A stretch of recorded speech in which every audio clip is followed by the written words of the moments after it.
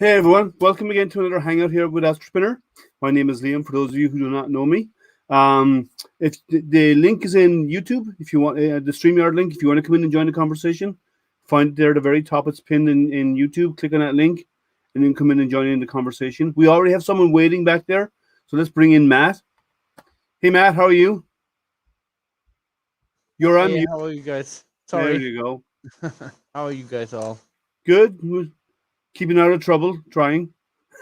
Good. Good. Let's see who we have in here. So, hey, Mylan, how are you? Non-fam. Hey, and non-fam. Hey, Jerry.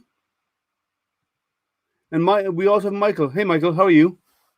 So remember, guys, if you want to come in and join the conversation, the link is there at the top of YouTube for StreamYard. Click on that link. Make sure you mute your Facebook before you come in here, or close your Facebook after clicking the link before you come in and join. But everybody's welcome. There's no requirement on knowledge level or anything like that. Hey, Dum Dum, how are you? So what's everyone up to? What are you up to? Well, okay, let me ask. Is Matt printing lithophanes again? Exactly. Exactly. So what are you printing right now? So what type of lithophane? I won't ask what. I know it's a lithophane, so... It's actually a tropical beach what I'm printing right now. So with palms. That's where you want to be, right? That's where you want to be in your mind. I want to be in a tropical beach. Hey, Marcus? With a nice woman. With a nice woman. Oh, good. Watching the crypto gathering. Ah, good. So, you mentioned a moment ago that before we came on the air, you're doing a 5-day test print. Why a 5-day test print? And how is it a test print if it's 5 days long? Well, because it's a third print, and first I did a cube, and I had to strap up my belts, etc. I'd done that and all that, and I'd done another test cube, and that work was fine. And then I started a small picture, was to see how it works out. This first picture worked really well, and now I'm doing a bigger one just to see if the height works. You know, if I have any layer shift, or if I have any more loose belts, or whatever. You know. Do you run the Z-axis up and down many times before you even start your first print to make sure it's all lubed up? Yeah, lubricate. Yep. Okay. I use dry lube. Which one is it? The alcohol-based PTFE? This one. Yeah, that's PTFE based, correct? Yeah, it is. Yeah. It goes on as a spray with alcohol, and the alcohol evaporates and leaves a dry PTFE behind. It's brilliant. Yeah, that works really well. So, anyone want to come in and join the conversation? Link is at the top of your YouTube. If you want to join in, just mute your YouTube before you click on that link. Everybody is welcome. We don't judge. We judge Matt, but we don't judge anybody else. Oh, thank you. Thank you. I'm the only one, eh? Oh, you're the only one we pick on. Yeah. Well, you always pronounce those fantastic lithophanes. We have to pick on you for something, right? All right. Oh, we have trouble in the back room. Oh, here comes trouble. Watch. Lock the back door. Oh, please. Hey, Matt, hide the cookies. What? Here comes Jerry. Oh, hey, what's going on, guys? Hey, Jerry. Thank you. Yeah, I wanted to adjust my mic. That's why I went just a minute. I know, but still, we have to make fun of you, right? So, what are you up to? I saw your videos on your prints. They came out really nice. Yeah, Spawn. Yeah. They came out fantastic. Yeah, I'm working on a chibi Spawn right now for his Dennis's Patreon. It's a little miniature version here. Screens you can share. Well, it's all in pieces right now. I've got to put it all together. Little chibi Spawn. I can pull a picture up here. I'll show you a picture. Sure. Let's see. Let me find it.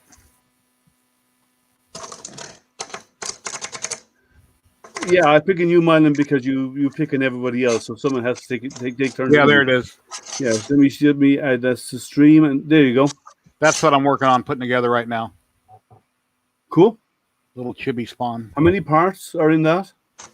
1, 2, 3, 4, 5, 6, 7, 8, 9, 10, 11, 12. Oh 12. wow! Yeah. And what size is it?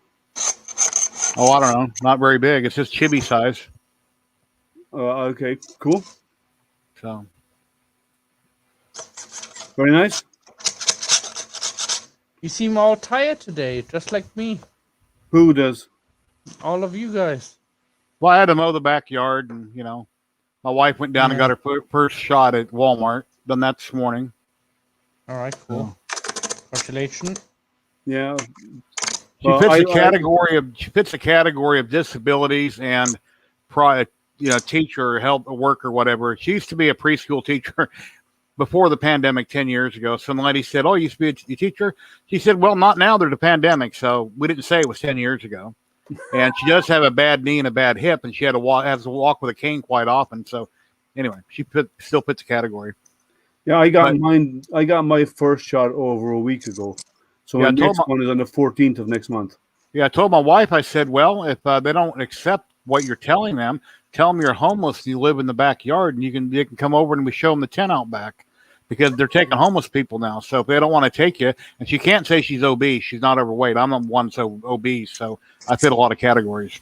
So did you get yours yet? Yeah, I got the first one last Monday. Yeah, Moderna. So you're back again. So on the 14th, the same as I am. Yeah, like a month or something. They said a month. It's a month, yeah, and you have to keep the schedule you're supposed to. They have to schedule in for it, but it's not so bad. The second one is supposed to affect you more. You're supposed to, the day after, you're supposed to feel it. I heard a couple people say that they got real sick for a couple days, or I don't know.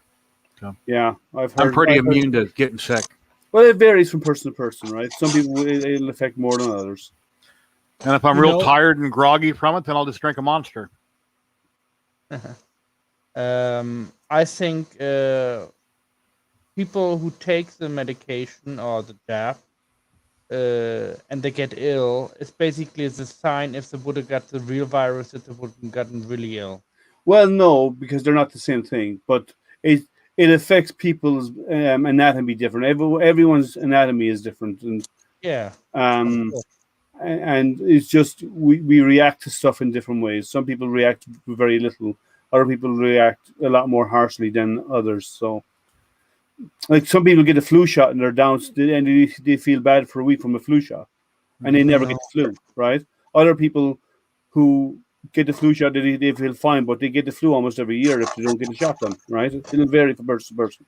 I ordered that new Elgato mic that they're advertising all over the place. It's on sale for like $120, and it comes with software so I can pipe my Stream Deck into everything on StreamYard.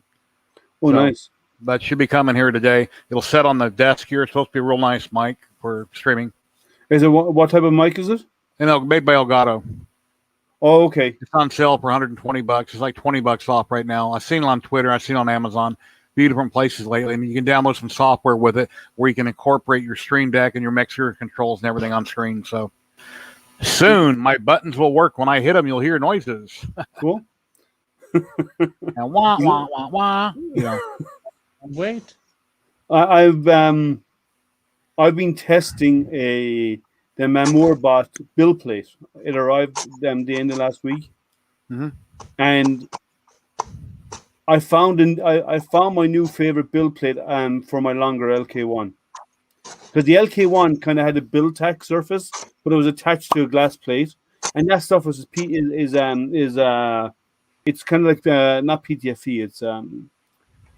It's made out of material that melt with the nozzle, right? I can't remember what it's called. For some reason, it's escaping me, right? And this one doesn't. It's a hard plate. It's not flexible. It's a solid plate. But when it cools, I can knock the parts off just by doing this with my finger. Half the time, they're not even sticking. And like I've done without any. They told me I asked about doing PETG. And it says put nothing on the bed. Nothing at all. No release agent, you won't need it. So I said, okay, I've seen some bad outcomes doing that, but okay. As long as it's not a mirror, you can't put PET directly on a mirror or glass. I know, yeah. But I put it on this, and I printed 250 by 250 square of it, and it peels off as if it's not never even stuck to the bed. Mhm. They've embedded the surface with carbon. That's why it's releasing so well. That's why it's releasing everything so easy. So the bed that came with my LK1 is now sitting on a shelf, and it's going to remain there for the foreseeable, because this is really well. It works really good. So Matt, what, are you taking off the sides, or are you sanding it, or what? I'm just taking off the little bit what I have hanging on there from the side. Or you're leaving the A-frame there, though? No. I'm taking it off, but I have to do it in the morning because I can't use my grinder now in the middle of the night. Without got- oh, yeah. my neighbor. Do you have Lightburn? Pardon me? Do you own Lightburn, Liam? No, I do not own Lightburn. Okay. So I've got Lightburn plugged into my Ender 3 that I put the laser on, and it will see Marlin. But when I try to move the Z or X-axis or anything in Lightburn, it's only moving a couple millimeters on the printer. So I've got to figure out why it's not talking to it right. Because I was using what the hell's the name of that other program I was using? Isn't there a Inkscape. setting in Lightburn that you set the distance it travels? I have to check that. I think there is. I think there you said it. I believe there is. So it's probably only doing something like 5 mils is all it's doing. And you probably need, if you want to move it more than that, you probably need to up that setting to move it faster. I got the beginning part of the video done where the ComGrow laser magnetically attaches on and where you hook it up on the board. I filmed that last week, but now I need to get it working with some G-code files, and I got a couple, but mine has the easy ABL, so it auto homes in the center of the bed, not the front left corner, no big deal. And then I take it up 50 millimeters manually, and I let it set there. That way, when I run the G-code file, it's supposed to run in where I made it in Inkscape, run to the front left corner to start burning my test print, but it's coming off the bed. And I measured from the center where the laser is to the nozzle on the X, and I entered that into Inkscape to account for that, but it's still putting the laser way off the bed, and the nozzle's right on the edge of the bed, and the laser's way in front of the bed, so I have to figure out why that's happening. The laser's in front of the bed? Yeah, it's hanging off the edge. You need to offset your axis. So if you want to move forward, it's thinking where the nozzle is. Yeah. You need to tell the printer where the offset from the nozzle to the laser. Yeah, I entered that based on some things that I read. I entered that in the Inkscape, but evidently I didn't enter it right or something. Yeah, because it's basically what's happening is it thinks it's bringing the nozzle to the corner, not the laser, because it doesn't know the offset of the two. Yeah. So I got to get it working. Manually adjust that offset. Once I get it figured out with G-code and I can do it quickly, then I can do that part of the video. And once I get it working right with Lightburn, then I can, do that and show it, explain it, and then finish the video. Yeah. What did you set your offset as? A positive or negative number? Do you remember? In front of the nozzle, I believe it's negative. Or no, it's to the left, it's negative. To the right, it's positive. In the front, to the front is positive. No, it's negative, I believe. Yeah, I think everything to the left and to the front's negative. Everything to the right and back is positive. Yeah, it all varies depending on where the home position is. If your home position is in the center, that's where it goes. That's 0, 0. So yeah. But the fact that it's bringing the nozzle there, it means it's running G28. No, it's not. It's going to the start position of the nozzle. So yeah, you need to do the offset. Why don't you just go into, can you set the offsets in the firmware manually? I'm not going to go to Marlin and change it on Ender 3. No reason to. Because it can be a laser printer or it can be a 3D printer. Yeah. There's no reason. It just magnetically attaches. You just cut a couple zip ties, take it off, and you can 3D print with it. Yeah, the other option is just to move temporarily move your piece forward and over to the left to adjust for that offset. Yeah. So, hey, Altered Proxy, how are you? Altered Proxy, hello. Michael Castle, Dum Dum, Ethan's dad, Marcus. Hello, everyone. Yeah. Remember, guys, if you want to come join the conversation, top of YouTube, very, very top of it, you will see a pinned link. The link is in there. Click on that and come in and join the conversation. If you are doing so, please mute your YouTube before you click on the link, because we're going to get feedback if you don't. I posted my video on a friend of mine's site. I'm not going to say whose site, on Facebook, and he doesn't like that resin company, Soriatech. He's had problems with them, so he pulled my video. He goes, "Nothing personal against you, Jerry, but I don't like that company, so I took your video off my site." I'm like, "You're kidding me." Really? Yeah. So whatever. It's his group, so whatever he wants to do. Yeah, I've never used Soriatech, so Soriatech's great resin. So, but I mean, personally, if you have an issue with the company, whatever, but to pull my video down, I mean, we've been friends for over 4 years, and he likes my work, and then all of a sudden, he don't, because I'm promoting the company, saying good things about him. I guess it made him mad, so he said, "No, sorry, Jerry, nothing against you, but I took your video down." He left my post up. You can post it on mine. No, I haven't posted around all the place. Yeah, you said no advertising on yours, so I don't want to put the video. No, that's not advertising. That's good. That's a review. That's not advertising.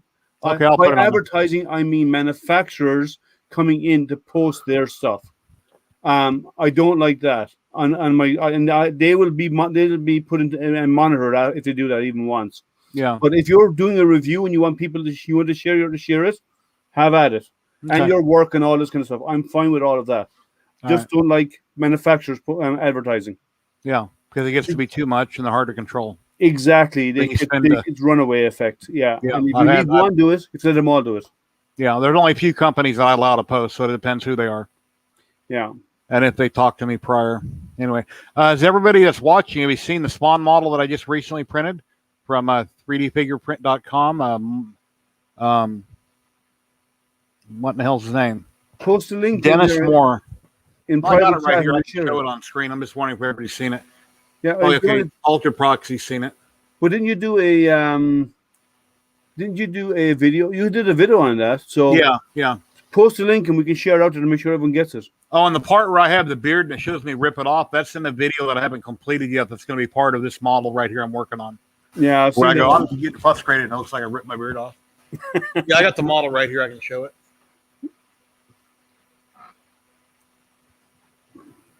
As long as I don't drop it and I cry. Oh, that's fantastic. Here, let me make you full screen. That's definitely worth full screen. That's beautiful. And is that hand painted or airbrushed? Both.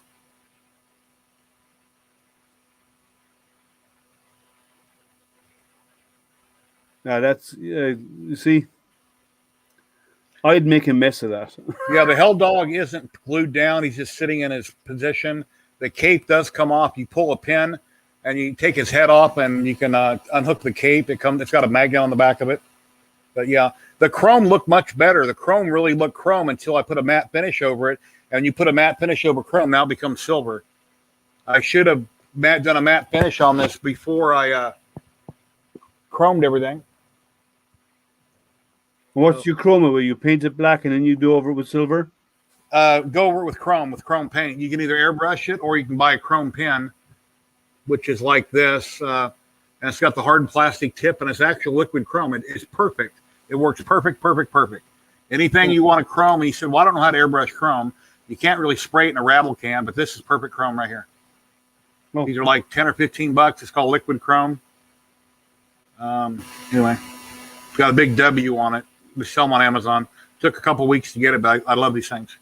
No, I have. Well, as I said, I don't do a lot of painting, so Matthew Nicholas is the one that told me about the Matthew Nicholas. You can make me small again. Chris Travis, hello. Dominic, hello.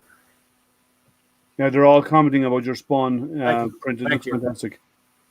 Yeah, and then in the video, I showed the one I did for my son a long time ago, the real big one by Tony Chambers. I showed that in the video.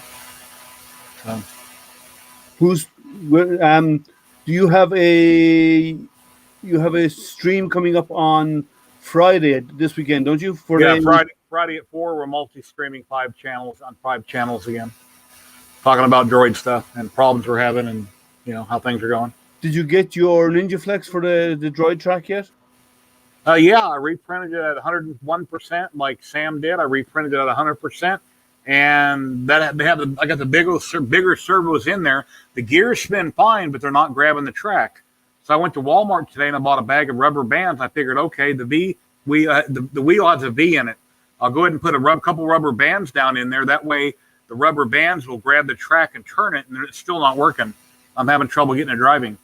Okay, so it's not the tension on it, it's the, so you may either have to go a little bit smaller on it or coat the track with something that makes it like a rubbery type material. That's why I put rubber bands in the crack.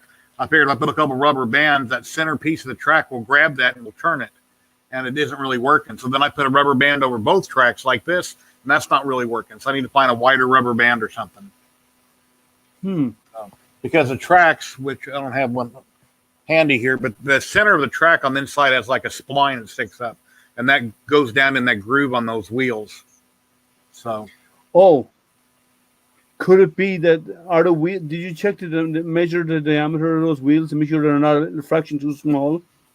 Because if that groove is too deep, whatever I printed, whatever they're supposed to be printed at 100%.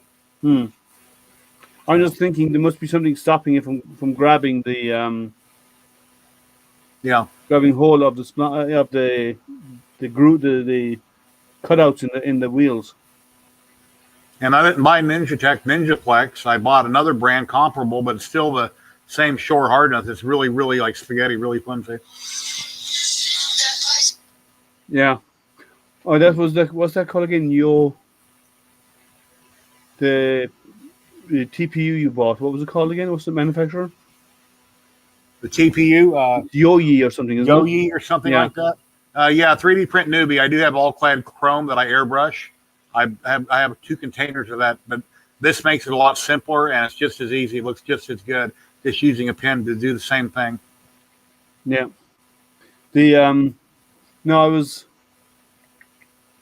I'm still hoping to try and build a full-size one. My goal is to do a full-size droid. I got a list of the components for the one I got a list of what Sam put into his full-size droid. Very expensive, could be thousands. Well, no, the motors are $170 a piece. So it is pricey. I think the cheapest you could build a full size is like $1,000.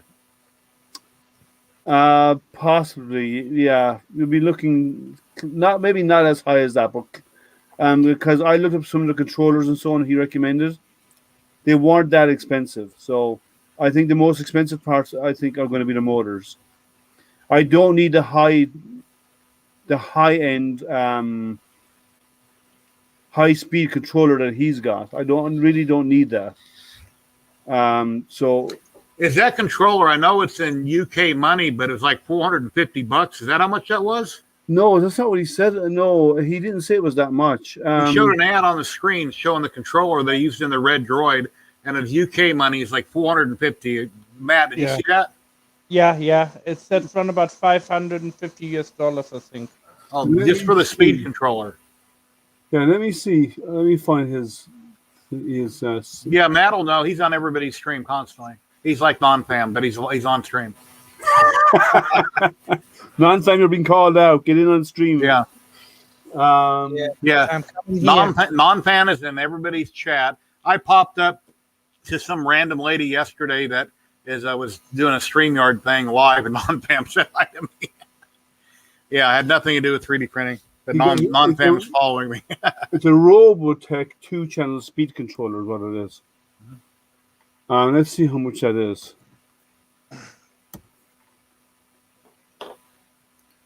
Well, I'm going to their website. 1 second. The bands they use on broccoli, yeah, those are real thick rubber bands. He's in a class. Yeah, but see, he's still here. Non-Pam's still here. Yeah. Broccoli. Yeah, he's $450. I don't think it's that much, so. I think you like he wanted it to really race, right? Yeah. That's why he said he got the one he got. Sorry, let me catch up on these.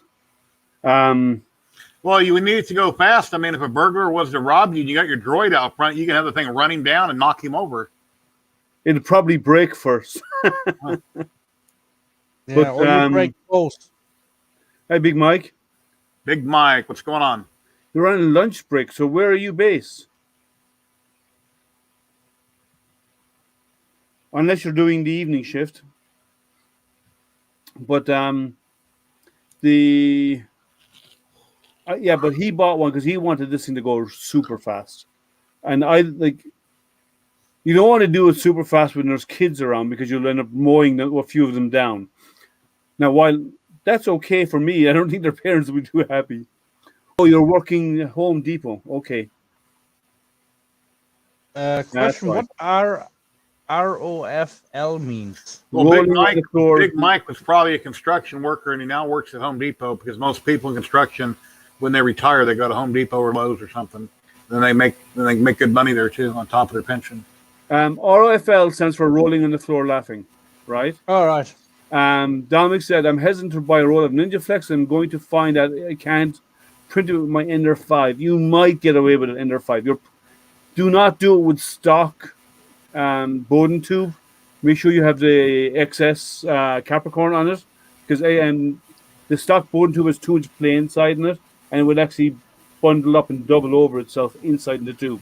This FL Sun right here with its stock extruder is what? I forget the type of extruder it's on. It's enclosed. Yeah. I printed my Ninja Flex on that with no problem. But that's a direct drive, isn't it?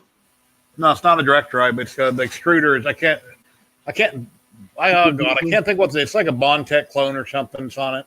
I can't think of the name of the extruder. It's enclosed, little square box. Okay. They're asking, has your mono arrived? Oh, the Mono X is supposed to be here Friday, and I ordered those 10 rolls of filament that you recommended and Maker Sub recommended last Saturday. I still haven't got an email from them. I don't know when it's coming or if they've even shipped it. I've got no information, no email or no contact from them since last Saturday, and I'm waiting on 10 rolls. Okay, did they didn't give you an order, a delivery order or anything? None.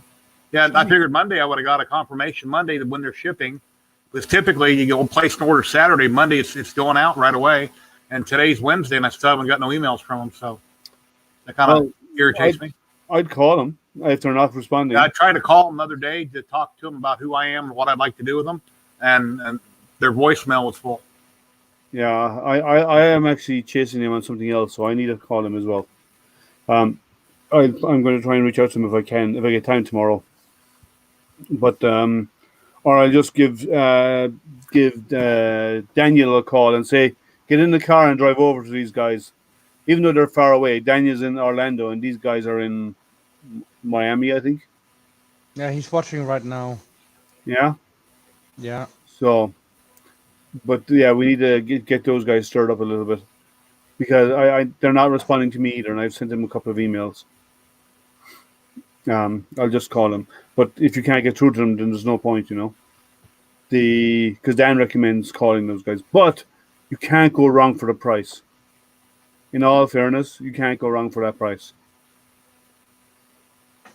So, so what is your latest and greatest project, Matt? Well, like I said, I made a test print. That's one of my smaller test prints, what I made. We can't hear you. You're covering the microphone. Better now? Yeah. Gremlin. That was my first test print. And, well, it came out pretty nice, I think. No flaws, nothing at all. The only thing is I need to cut the sides off and polish them, and then that's it. Maybe put some lacquer on top. Yeah. Cool. I made another Wasn't it one. GST, the filament company? It's GST. GST 3D, yeah. Yeah. But this one has a flaw in it. Well, from this distance, it looks flawless, but let me make you a big screen and we'll have a look. 1 second. Oh, you can see one line. Yeah, one line, exactly. But that's nothing. Looks like you got decapitated. Go ahead and mute me for a minute, would you? Sure. I'm going to call him. You're muted. Well, and I got some filament in finally. Because we had some available here in England. I think I shown this one before. Yeah, you did. Sure. So Yeah, I need to get some more.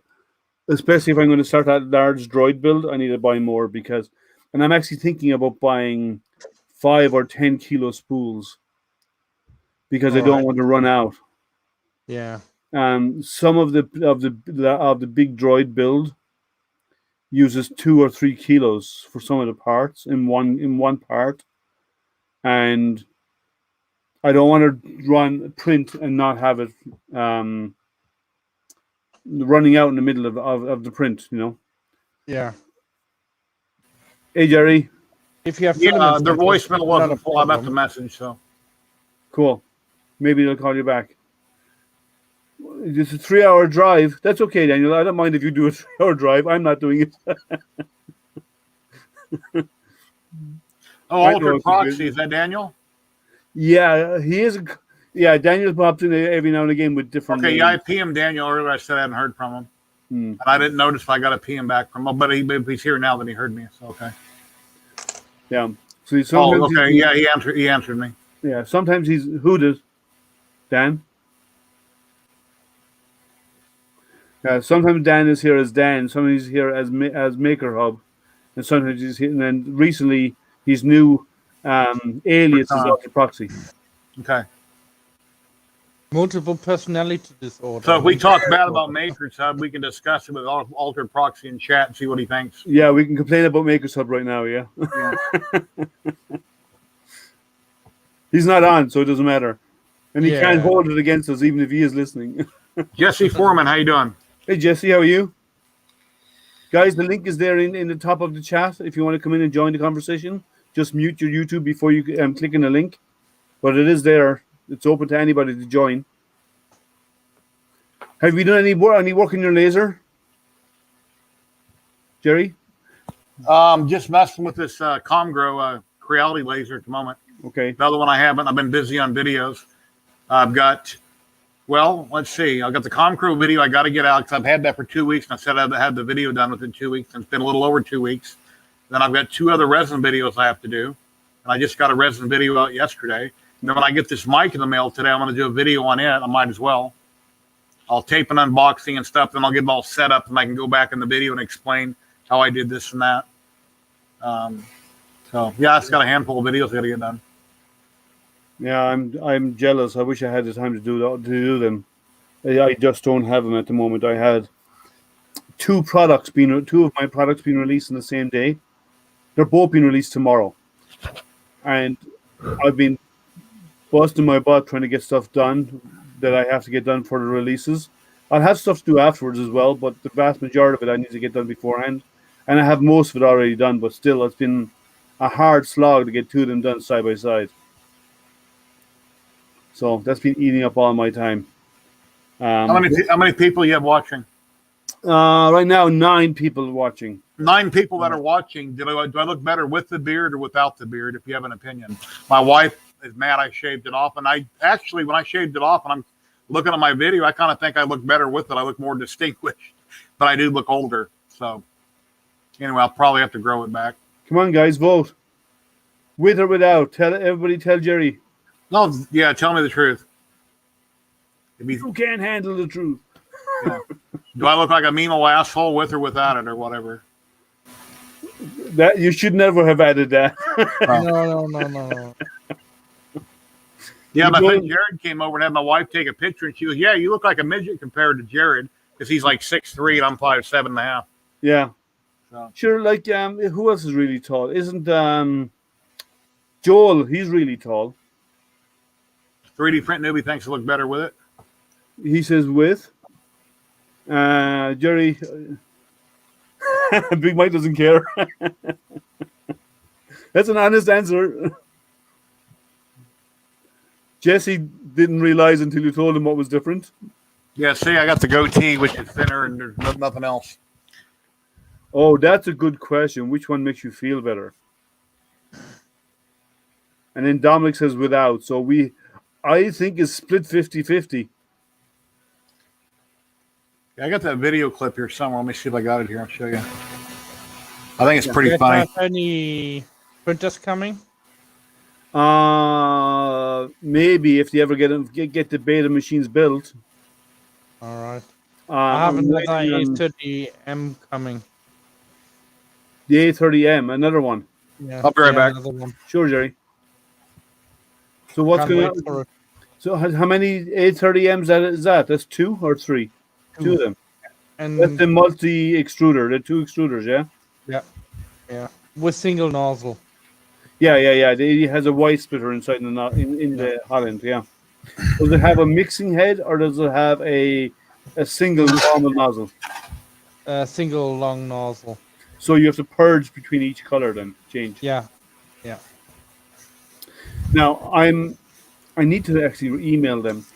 I don't know if your board can do it, but then because you have 8-bit boards.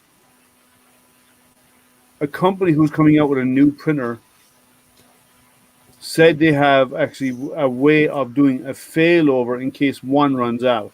Now I've heard of this. I've never seen it. And I've seen how to do it. I've been looking around. I can't find how to do it. They call it backup mode. And you All can right. actually that if when one filament sensor runs out, it will actually do a Takes them up. retraction and load the second one.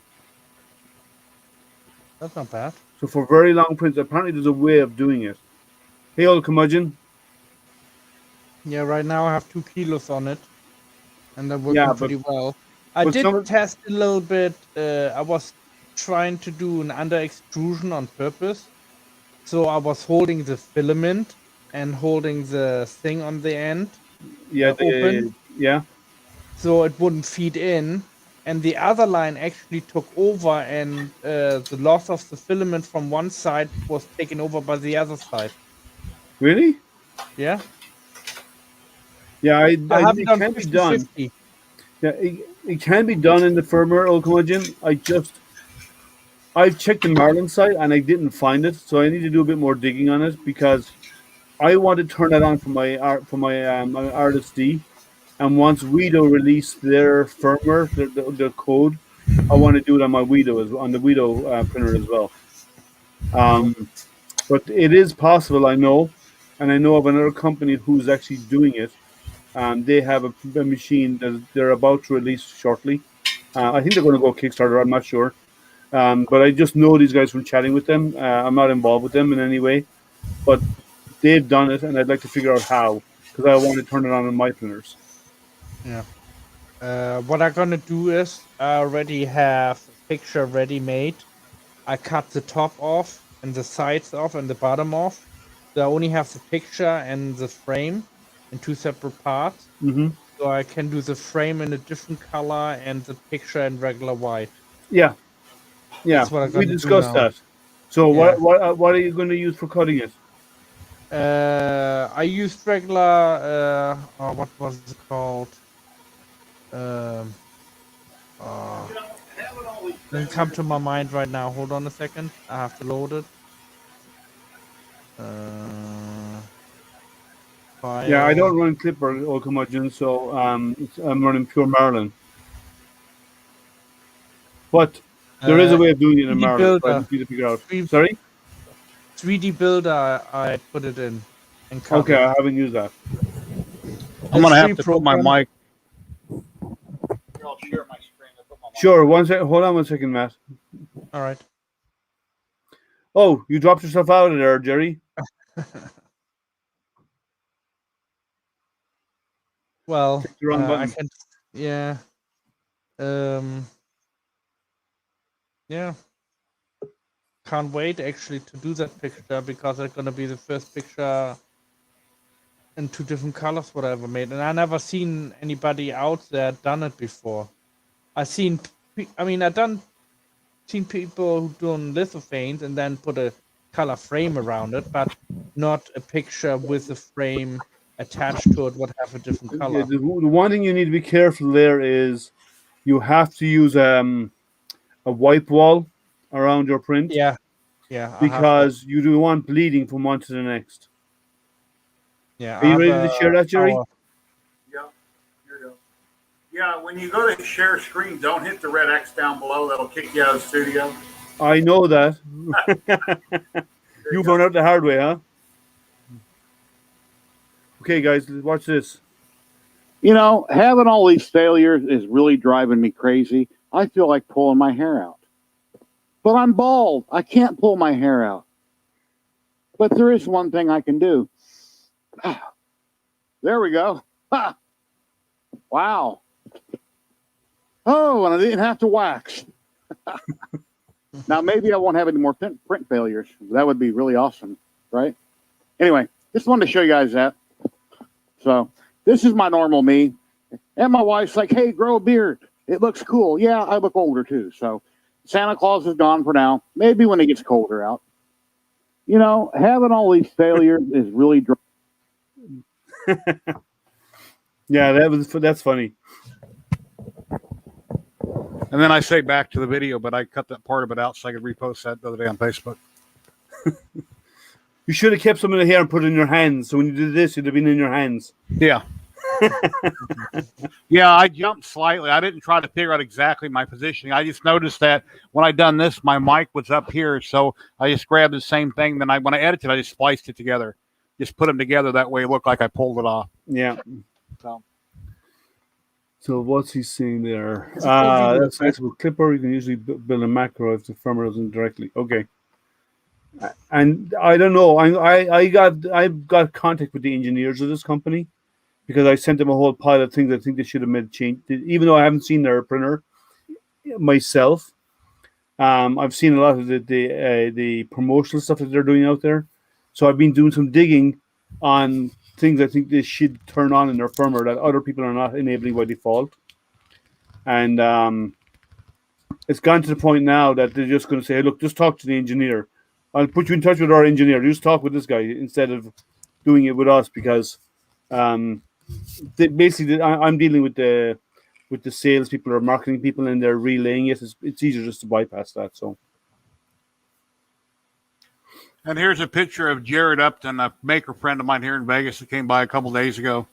Yeah, he's pretty tall. I'm 5'7.5". Used to be 5'8", but yeah, he's a lot taller than me. And yes, we had our masks on because whenever I have company over, they wear a mask just to be safe. I have it in my hand. I said, here, take it off for the picture and put it back on. So anyway. Cool. Let's see what's over here. It treats the mainboard like a PLC. Non-fam. Okay. Cut out sales then. Well, can't get rid of sales because that's how the company work. How companies work. But they're putting me directly in touch with engineering as of last night, and I need to reply to their email so I can get a response from their engineer how he did it. Because unless he's running Clipper, I want to implement the same thing on Marlin for my two IDEX printers. It's a nice feature to have because as I said, some of the stuff I'm printing is large, and I'd like to be able to finish off a spool and then go over to the second spool and continue printing. You do, because sales is always our way into a company. We always go. The way we get in touch with people, people we deal with on Facebook and all this, they're all salespeople, and you go through. It's either sales or marketing, and that's your way in. Would you agree, Jerry? Yeah, talk to whoever you can talk to, and if they don't have the right answer, they usually put you in contact with who else you can email, and then they don't email you back. But yeah, it's something. Yeah, I always go through Facebook and everything. Find somebody on a group. If you don't know who to talk to, go to the group, see who the administrators are for that group, and then eeny, meeny, miny, mo, pick one of them that you can't pronounce their name, and they're probably the right one to email, and go from there.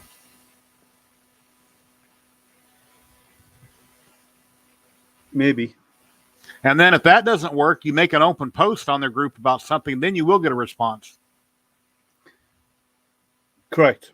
Yeah, there's different ways of doing it.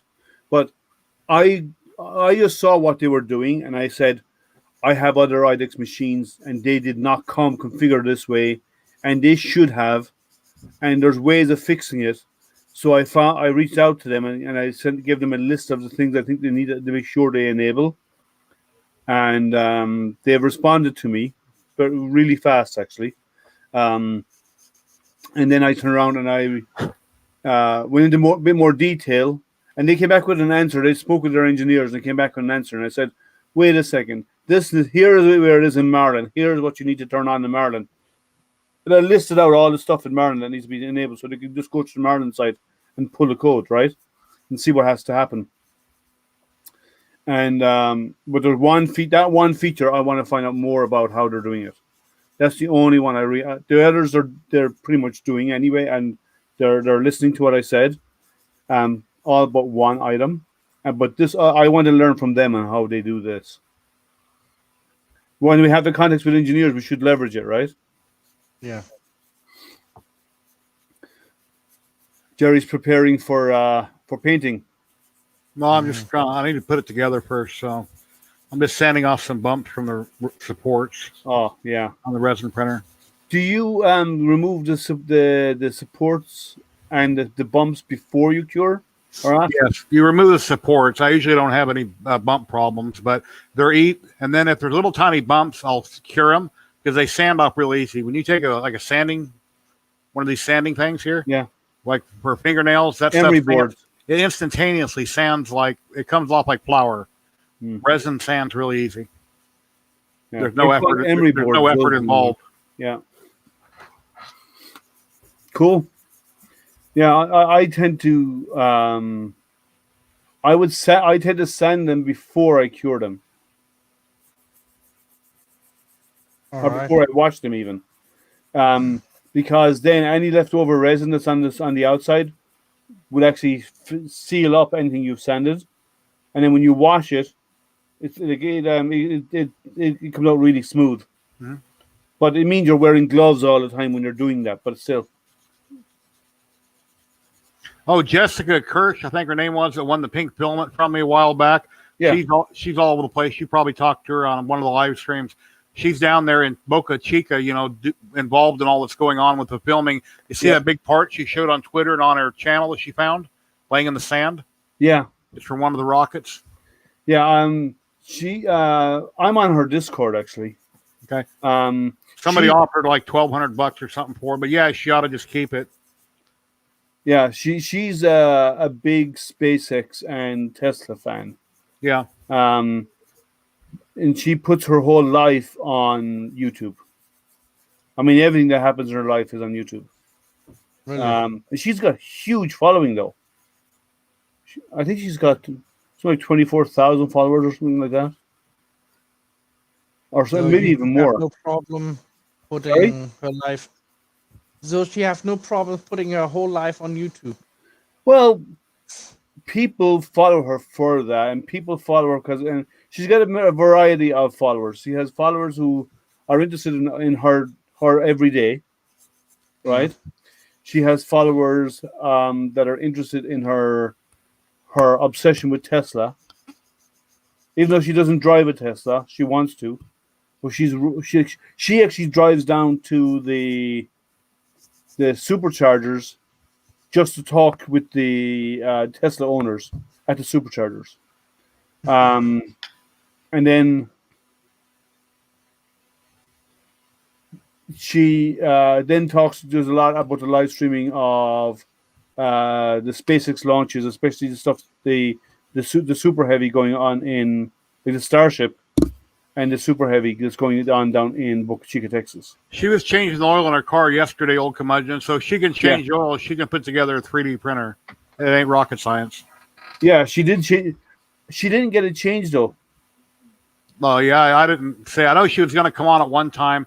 I said hi in chat, and then she never showed up for like a half hour. So I went on to doing something else, and later on I seen she was on. Yeah, I don't think she actually got it assembled. I don't think she got the oil changed. I think she got it done today. I don't think she actually got it finished yesterday. But I don't watch all of her stuff because she's on a lot. I mean, she could do 2 or 3 things in a day online. I don't have time. I don't have the time to watch for that. But she's interesting. She's got interesting stuff going on. Especially because I'm a space nerd. A science nerd. I like. If you want to know what anybody's doing any time of the day or night, there's 2 people to ask. One of them's on our stream. The other one's non-fam.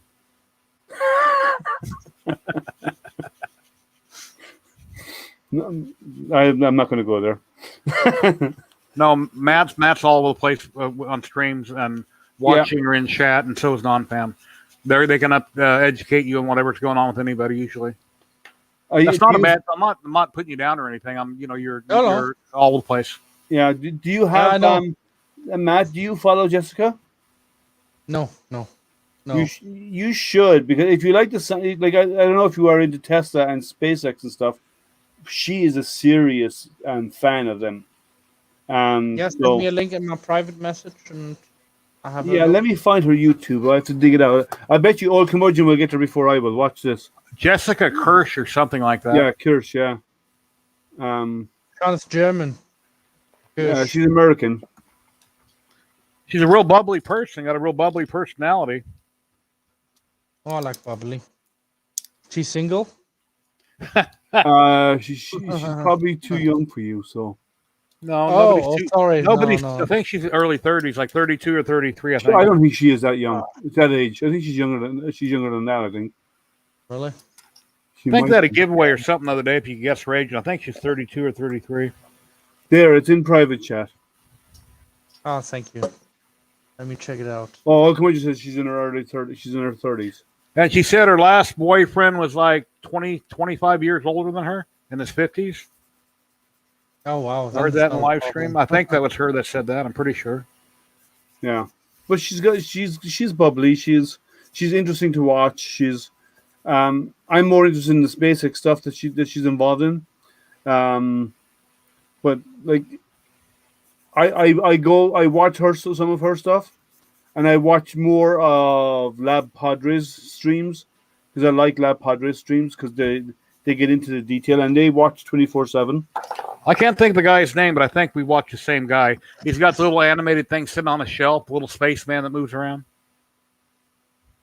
No, that's not Lab Padre. It's one guy, and he wants to move to Florida. He's trying to save up money. I don't know him. Okay. Yeah. No. The guys I like to watch about SpaceX stuff is I like Lab Padre. NASA Live is good. Not the what's it called? The NASA live streams, not directly from NASA. And then there's another guy's called Everyday Astronaut. He's good. Tim Dodds. He actually communicates directly with Elon all the time. He's got tours of the production and everything of. So Tim is really well in there with Elon. He gets invited to all the media stuff, so he does YouTube full time. Yeah, I'm looking at my history. It's called What About It. His channel's What About It. Don't know it. Have you checked out Lab Padre? I guess his name is Felix because he says use code Felix. It's called What About It, Felix. That's the guy that I watch with SpaceX. A deemed tool.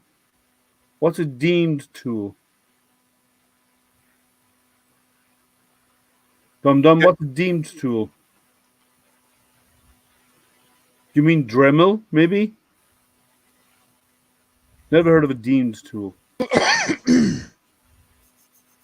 A Dremel tool for sanding. I have that. If it's Dremel, yes. I've used Dremels. I only use it if I have to use epoxy filler. But I wouldn't use it on the plastic because it'll actually melt the plastic. Yeah, I don't use it I won't use it on plastic. I'll use it on a filler, sure, but not on plastic directly. Because the speed of the sanding drum will actually melt the plastic on you. You don't want that. And it should go move really fast. So no. I need to learn how to read typo and auto miscorrect. Well, I type auto spell hates me. I'm like you. Autocorrect hates me. So every time I type in text and so on, I always get it wrong on my cell phone. Well, big thumbs, small phone. It's a problem, right? When I do it on my tablet, it's fine, but on my phone, I always get stuff wrong, and then autocorrect really makes a mess of it. Autocorrect what? The people are typing on their phone? Yeah. Oh. Yeah, it really messes me up. Yeah, autocorrect is horrific for me sometimes because I tried to do a sentence and how many sentences I wrote to you and that meant totally something else and then you wrote me, what are you saying? Speak English, man. Yeah, exactly. But voice to text has good and bad moments. Sometimes voice to text works perfect for me. Mute you. Oh, Gary's today a popular man. Oh, it could be the guys from the filament. Ah, Um, maybe they're watching. yeah, but no, I don't know if they're. I don't think I've seen them on my stream before. But I've sometimes voice to text works fantastic for me. Like I could speak to the computer, and it would actually get every word. Oh Especially yeah, I have on the an Android same phone. On too. an Android phone, it works really well. And then other days, it can't get anything right, even basic words. So it Yeah. varies. So, but most of the time, I use it when I'm sending text in the car because I can just say reply and speak my response, and I check it first. And it's often right. Yeah, I have it so many And no, times. dum dum, I do Like, not know what they say about people like thumbs, but I can guess.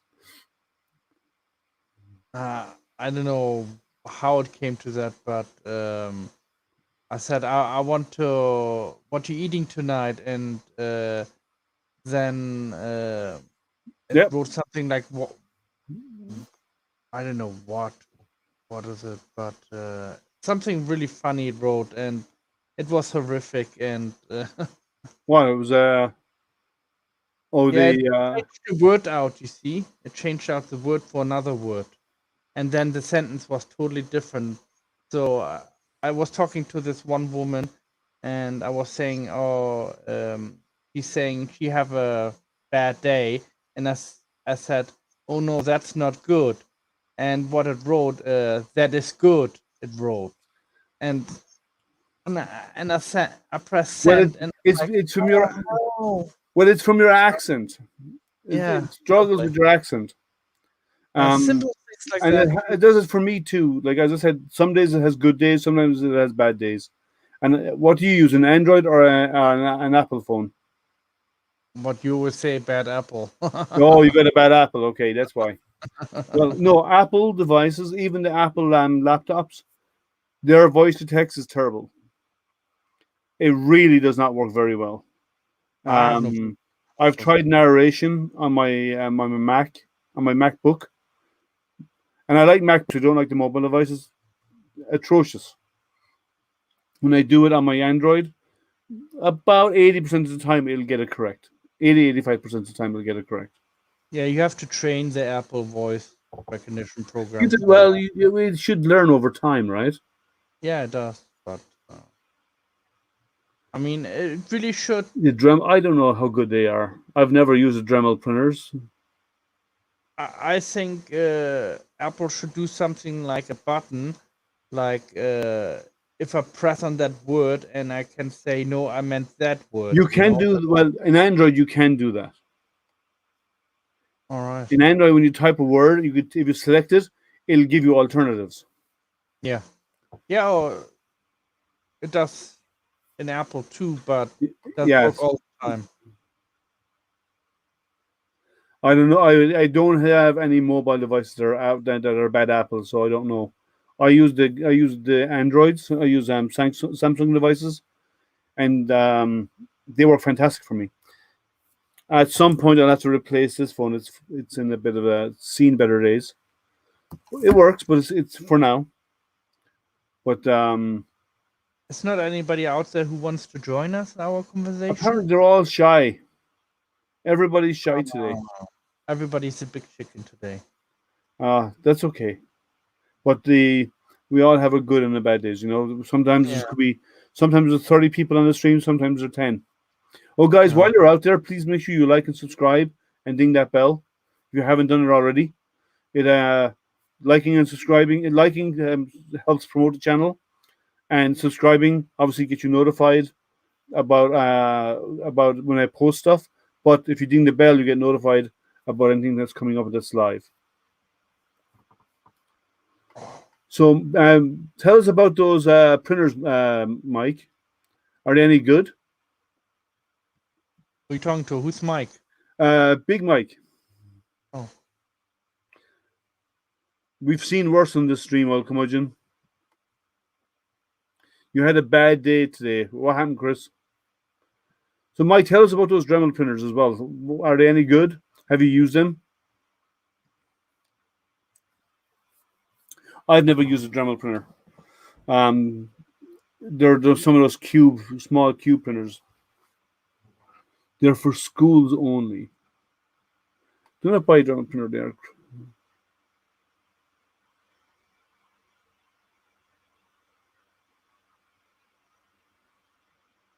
Okay, as I said, I've never used them, so I can't speak to them.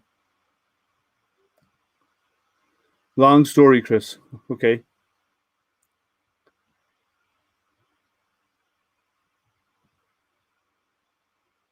Yeah, I've never ever tried one. They've never come and asked me to test their machines. That's okay, Mylan. You don't have to join. You're always welcome to if you ever want to. Yeah. Same as anybody else here. Everybody's welcome to come join if you wish to. But yeah, most of what I get is the normal Cartesian, but the open design ones, I haven't got any of the enclosed printers ever. Yet. I will say I'll preface that with yet. There could be some of them coming down the line with some guys I'm dealing with, but right now I haven't tried any of those enclosed ones. Some of the enclosed ones actually come with HIPAA filters on them. All right. What's up? You're about to say something, Matt? Yeah. Let me be excused for a few minutes. My dogs are setting off right now. Sure. Otherwise, I get in trouble with the neighbor. Yeah, of course. Let them in. So, anybody else working on any interesting projects that are out there? Besides Chris having his long story bad day, anyone working on any fun projects out there that they want to talk about? You can come in and talk about it. You can talk about it in chat. It's your choice. I know. Did I miss anybody? Let's see. Looks for looking at a resin printer deals at Congro. Okay, you should check out some of the companies because some of the actual companies are offering some good deals, and Amazon might be offering some good deals right now. No problem, Nadav. But do not use Dremel as a home printer. Okay, I'll take your word on it. Oh, you're doing some new updates on your wife's design for her channel. Cool. Let me unmute you, Jerry. All right. You're back in. Yeah, it was my son calling. He said, "You still talking to your brother? You can call me back." I forgot about him. It happens. Built over bot. How are you?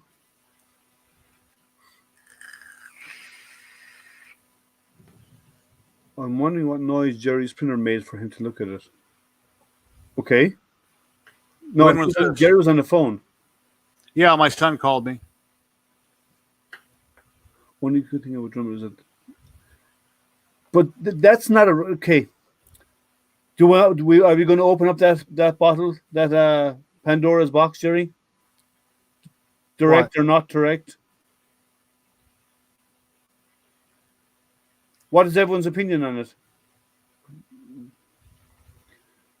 And if you have a preference, state why. Why do you prefer direct over a non-direct? He's talking about a Dremel. No, one of the other TKs said it's about it being a direct drive. But he said it was one of the good things. And I said, but why? Why is direct drive? So you'd have more torque with direct drive. You wouldn't have, Nah, depends on what you're printing, actually. There's good and he's bad. He's talking about a Dremel, which is a rotary tool for cutting and deburring. No, he's talking about Dremel 3D printers. Oh, Dremel 3D printer? Yeah. I don't know anything about that. Yeah. I think I'd stay far away from it. Yeah, I have the LD002R, Chris. It's not a very big printer. resin, but it works fine. I've used it; it works great. But it's not 325. The H is the new one, isn't it? The H the new 4K version of the Creality. I believe it is, isn't it, Jerry? What? LD002H. I'm not familiar with any Creality resin printers. I've only got Creality FDM printers. They've never hooked me up yet, so I have no Creality resin anything. I have one. I think it is the 4K. In my opinion, and I don't have a direct drive as far as FDM goes, but if your carriage can support it, you don't have anything sagging, a direct drive would always be better than a Bowden if you can carry the weight and there's no issues with the weight because it directly feeds straight into the nozzle. That would always be better. Actually, speed, I will disagree with you on that one. For flexible materials, I would agree with you. For speed, I disagree because the additional weight is harder to speed up and harder to stop. So you can't print as fast with a direct drive as you can with a Bowden tube. But I don't have one, so I don't know. I got Bowden for everything. I know, yeah. I'm just commenting on what he's saying here. Yeah. Anycubic Mono X TK, is that what you have? Mine's coming Friday. It's supposed to have well, I'm trying to figure out why it's $200 or $300 more than my Photon Mighty 4K. I know it's Wi-Fi capable, but I don't know yet. I haven't done the unboxing in my video, but it's coming Friday. Yeah, I have the R is the one I have. 2002R. But the one you're looking at is a bigger printer. Because Dremel's a tool company is the only reason I would say that, and they probably sell it at Home Depot.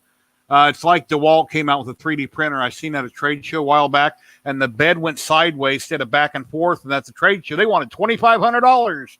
And I'm like, you kidding me? But I don't know. I don't have an opinion because I don't have it. So I wouldn't, I guess I was jumping the gun saying stay away from it. I've never tried it. I've never looked at it, so I don't really have an opinion. And like I say with anything, I don't want to judge something until I've tried it or had it. So, yeah, Chris, I have done faster with Bowden to get better quality prints with a Bowden because the head is lighter than I have with direct drive. And I have both. The same with Elegoo. Elegoo has done all kinds of electronics forever, and then they come out with resin printers, which I think are great. So I misspoke when I said run away from it. I don't know anything about it. Titan. Yeah, Pets Fang mount. I have many Pets Fangs V2 on my printers. Yeah. Well, as you know, Dave often drops into our streams here, so. Yeah, I've been missing him lately, He's been busy with the restaurant now, ramping up, I'm sure. I've done flexible with Bowden, but not Ninja Flex. Ninja Flex is highly recommended for direct drive. Flashford makes them for Dremel. Well, Flashford are a good machine. And this Titan extruder, it's on the FL Sun. The filament can't back out. It can't, if you have a problem, it can't back out of the extruder. Grizzly woodworking tools. I don't know those guys. I heard of Grizzly. Sorry? But, I heard of Grizzly before. I haven't. Matt's been on their live stream.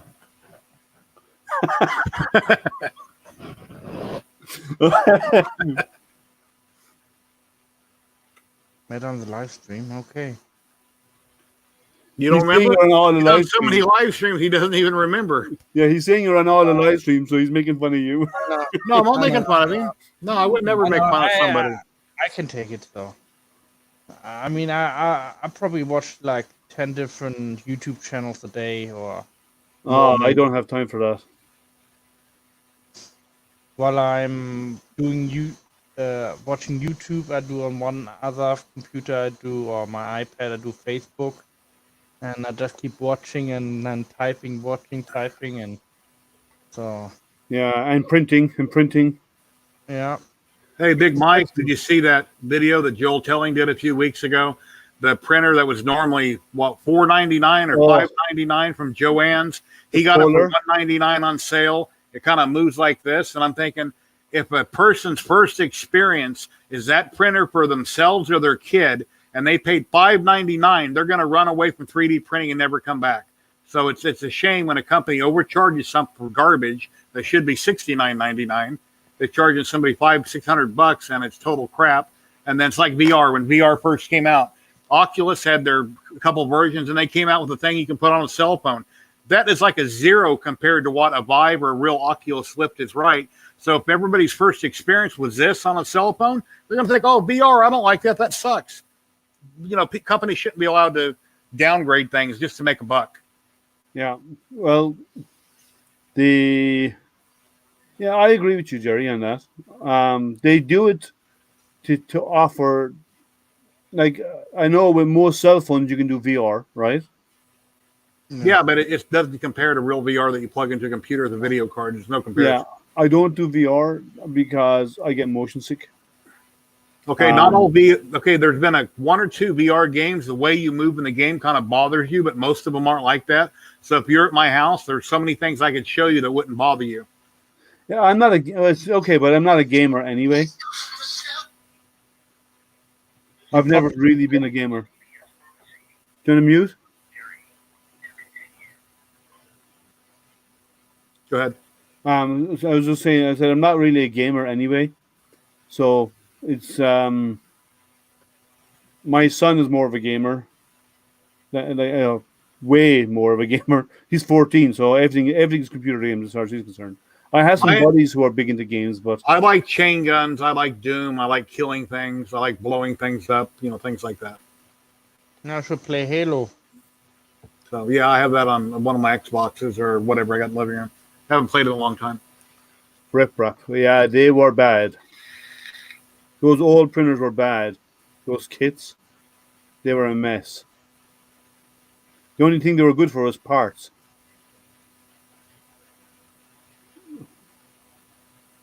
Get it, use and return it to Home Depot. So you can do the same with Amazon. I know a lot of people don't like the TiVo Tarantula Pro. I got one free to review, and aside from getting it free, I love the printer. It's a great printer. Do that particular one, but a lot of people had problems with it, but I had zero problems. Printbot. The first one I had, it was an old Creality. I'm trying to remember what model it was. I can't remember a model number. That was the very first one I had. Prior to that, then I had to write my own code by hand. No slicers. That was a pain because I've done some CNC work in the past. We had to write your own code anyway for CNC. So it's CNC, G code is G code is G code. So I had to buy S3Ds to be able to use a Dremel. Yeah, that's terrible. You should not be tied to a specific slicer. They should give you the software with it. You shouldn't have to pay for it. Yes, I agree. Which is $150.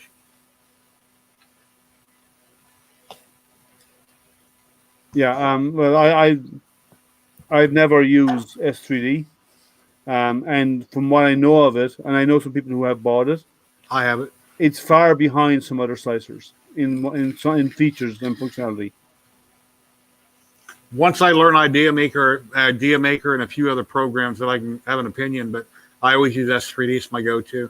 Whenever I print anything on my Ender 3 V2, I use a Creality slicer because it came with it, and it's what I was using with it to test it. Yeah. When I reviewed it. No, I either go with. I used to always go to Cura, but I've been doing more and more with Idea Maker recently. I like it. My son called to see what I want for my Spawn model. I said, you know what? I think I'm going to keep it. Because originally, before I printed, I said I could probably, give it to him or sell it to him or something. I said, I think I'll keep it for now. But I said, when I get the chibi done I'm working on and get it painted, I'll give you that one. Cool. And I could always reprint him another Spawn. So.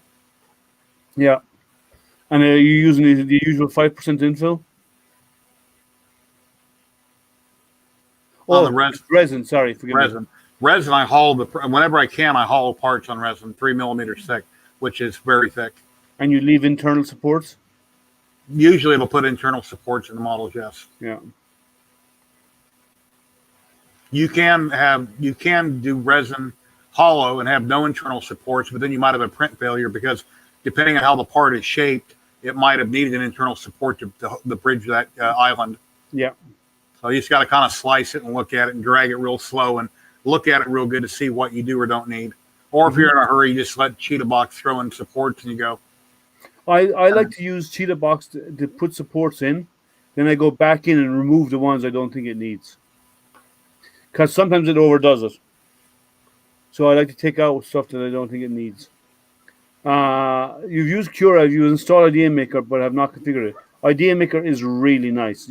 Once you learn it, it's a really nice slicer. It's a modern day slicer.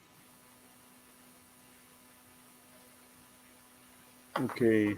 Yeah, I've had S3D for like 4 years, so I've got my money's worth out of it. So if I ever stop using it, it's not going to hurt my feelings if I find something better because I've got my, you know. You got your money's worth. Yeah. Yeah. I haven't used Super Slicer. Is that any good? Has anyone used Super Slicer? No. Yeah, there's a guy in chat. He has old conundrum. I see. There and here we have Mr. Obvious in the top right-hand corner. So yeah, I haven't used Super Slicer. Tell us about it. It's actually not that hard to set up. Everything in it's all set in. Most of what's in Idea Maker is in the filament profile. So your profile is not based on the machine; it's based on the filament type or brand. Cura, I think I'm on beta testing. It has some cool new features. I haven't looked at that one yet.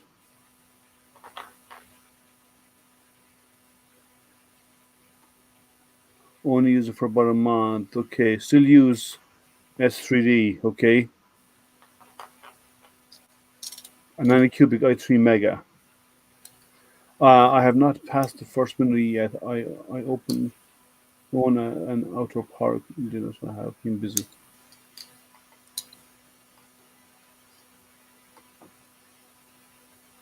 But you don't like to use it, okay? Yeah, I heard a lot of people. I know some people, and like when you buy S3D, they give you the option to get within 30 days to get a full refund. But they fight you on the refund. I got a buddy of mine, and they argued with him about refunding his money. So that's why I'm looking at a newer slide. That's why I haven't gone there myself. But yeah, I hate paying for it. Well, you shouldn't have to. There are more modern browsers out there that are free, and a lot of the newer ones, like Idea Maker, there's a lot of profiles out there for lots of printers that you can download, and they are they're community driven. So you're going to get what's good out of the community, right?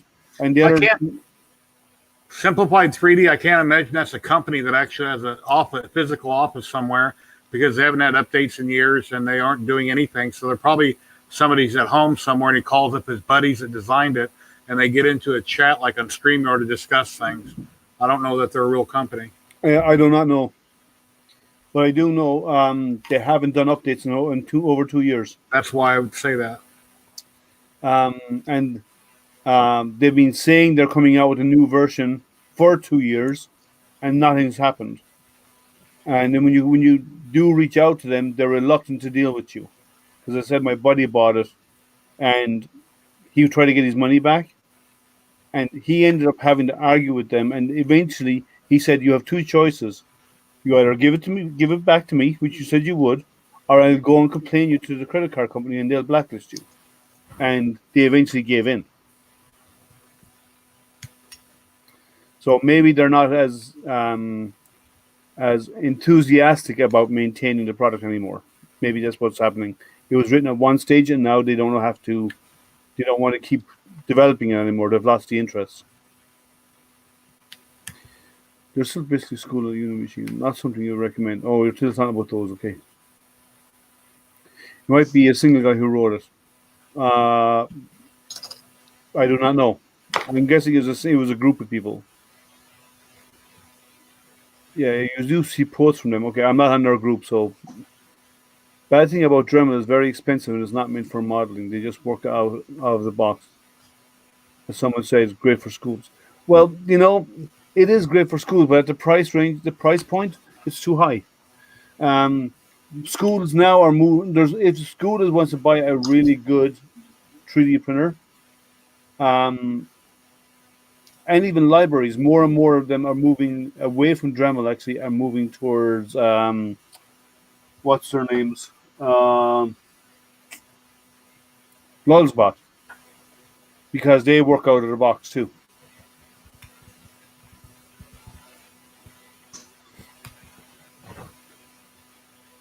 Ooh.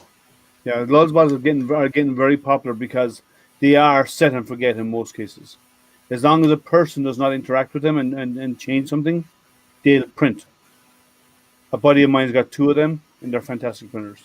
He's never had an issue with them. No, sorry, wrong. He had one issue with it, with one of them. But other than that, they've been printing fantastic. So with regular maintenance, they should be fine.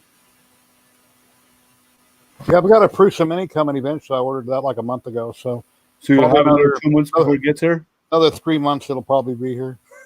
We'll get it for Christmas. They didn't say what Christmas. Yeah. See, those both are good. Both are UL certified. Remember about a year ago, talking about most of the dev team left. Which dev team are you referring to, Nadav? S3D? My Prusa are like that. They work right out of the box. Yeah, Prusas are good, and you pay extra for that. That's why they cost so much. The same goes for any machine you pay extra for. Like if you buy a form bot or whatever like that, you're paying the extra to have something that went through that's very highly engineered.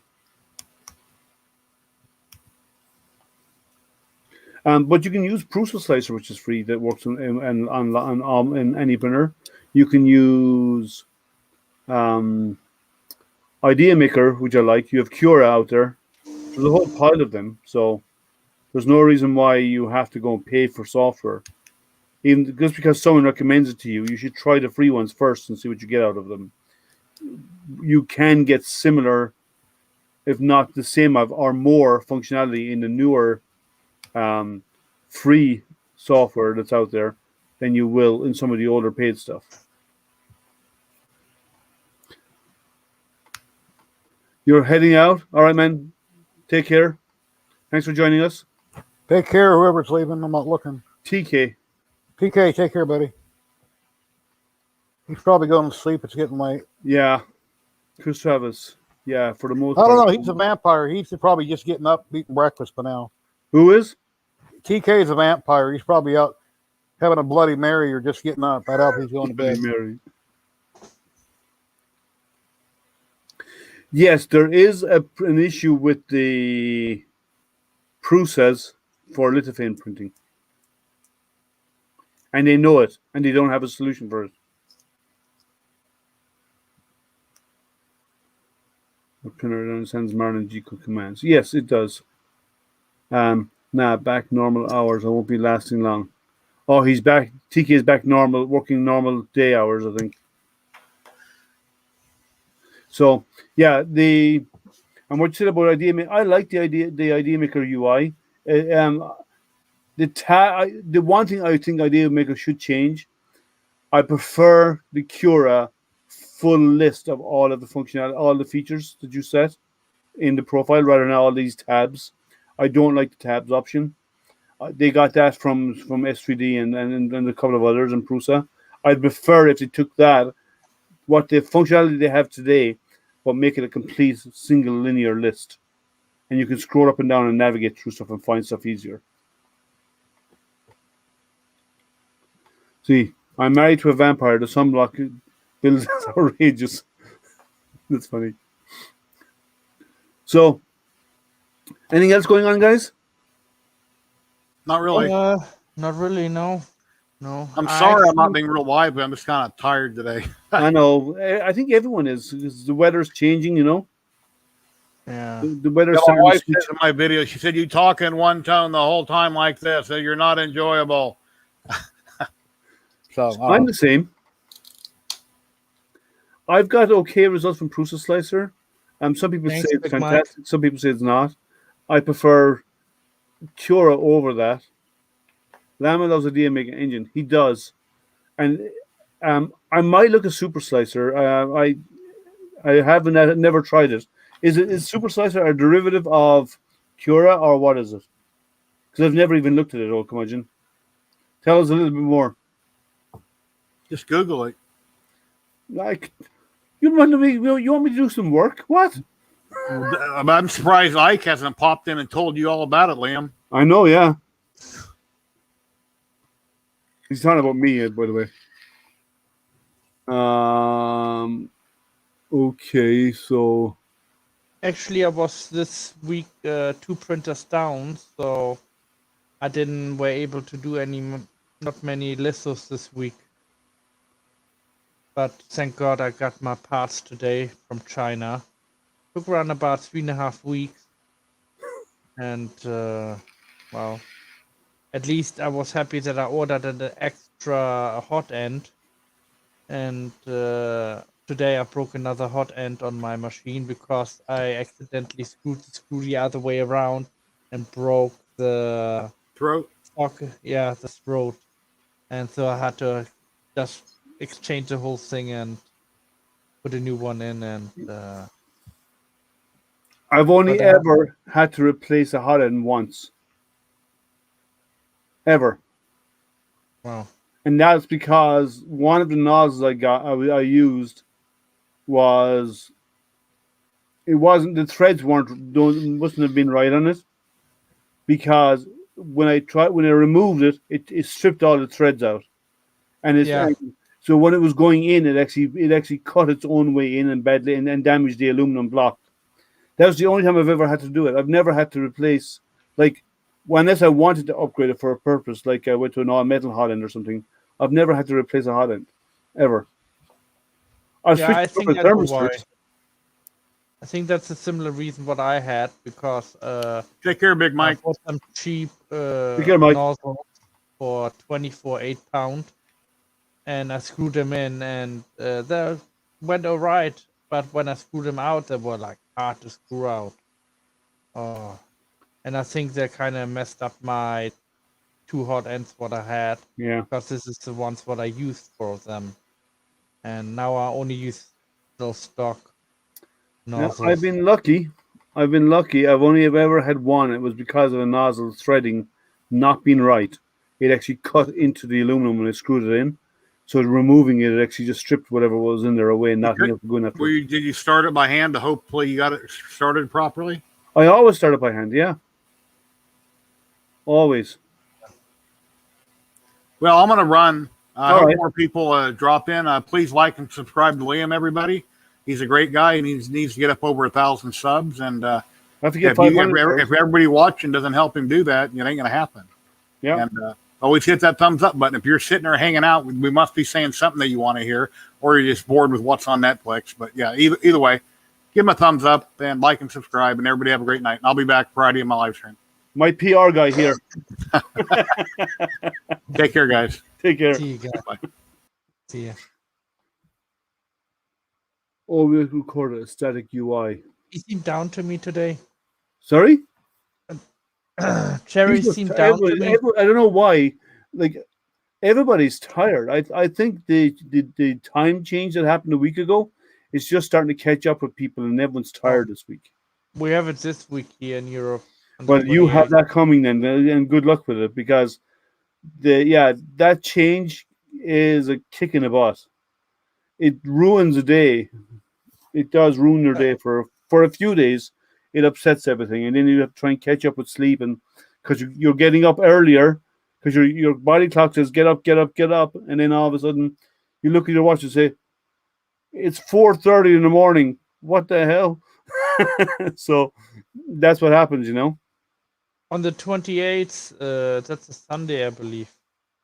I should really know it's my birthday then. Are we gonna have another hangout? On a Sunday, Yeah, or Saturday? we can.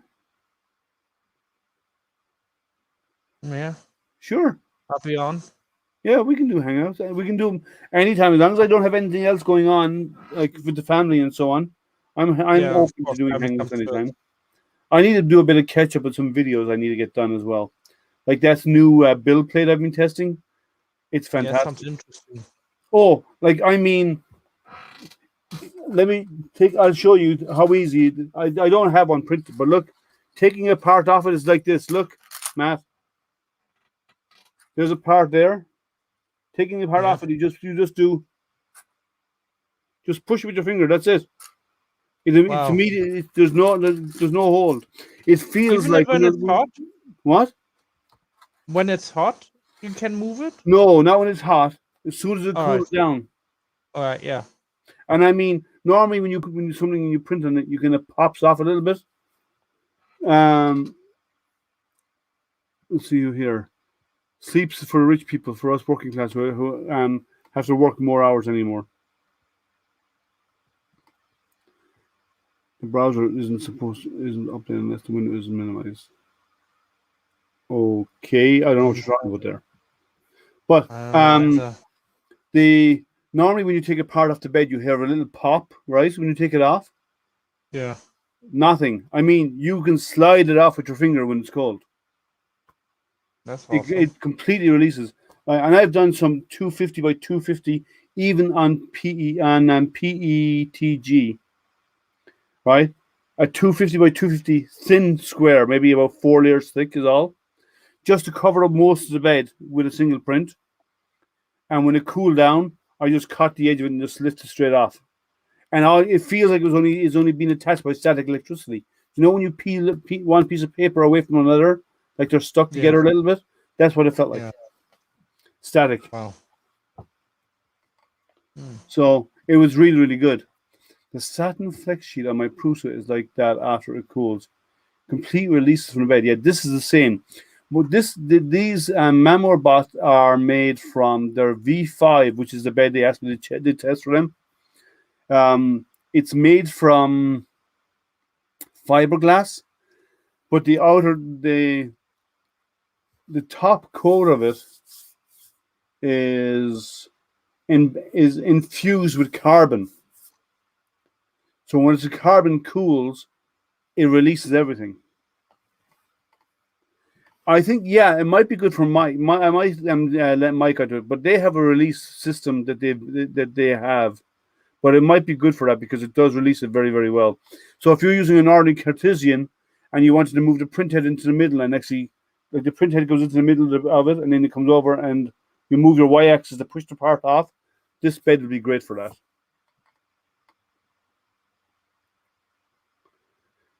Milo wants to talk to you about Lithophane Maker. So get his email there, Matt, and drop him an email. All right. Yeah. Hold on a second. Yeah, I'll leave it up for a moment. And now, for everybody else who wants to troll Mylan, we all have his email address, so we can all send it. We can sign him up for all of the. That. That's horrible. That's horrible. He knows I don't mean it, but still, it's funny. I know. And the only I'm going to, after the stream is over, I'm going to actually delete this. Take it down now. Okay. Well, after the stream is over, I'm going to delete that because Mylan. That's going to be on the web forever, so everyone has your email address. Yeah, sometimes with OBS you have to drop the link in and re-establish it again for the browser capture. What do you think of it, Chris? And which one of their beds did you have? Was it the green one, which is the V3, I believe? Because they're not even selling in the US right now, so they're only starting to branch out into the US. So I'd like to know where you got it. See if he answers. But yeah, it was the green one. That was the V3. Yeah, the new one now is a black one called a V5. And the release on it's fantastic. It prints great, and it releases really, really easy. And it's double-sided, so you can flip it over if you ever needed to. And it's because it's made of fiberglass, the nozzle won't burn it. Like with some of the Build-Tac ones, where you get a glass with a Build-Tac cover, like I have for the LK1. That Build-Tac surface will actually melt with the nozzle. The nozzle will actually burn a hole in it. whereas this won't because it's made of fiberglass. I don't know what the green one is like, but do you have good or bad experience with it? You got it from Tiny Machines. Okay, so are they?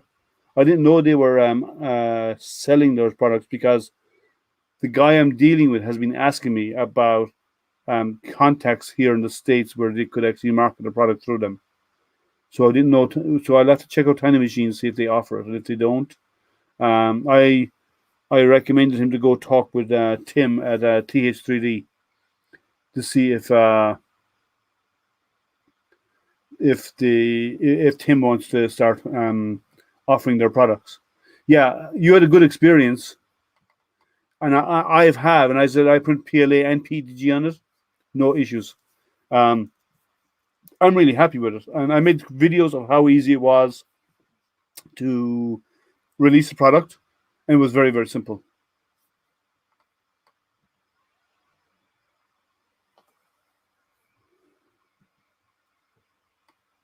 You're coming to my house with a dog, Mylan?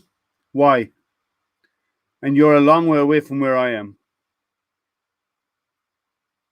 I hope you charge those batteries before you come up this way.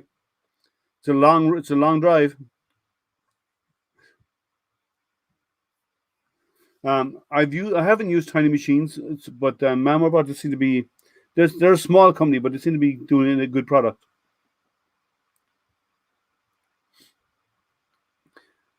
Yeah, I have to rearrange my settings a little bit because I keep staring downwards, even though my camera's up here, Because your screen is down below, yeah?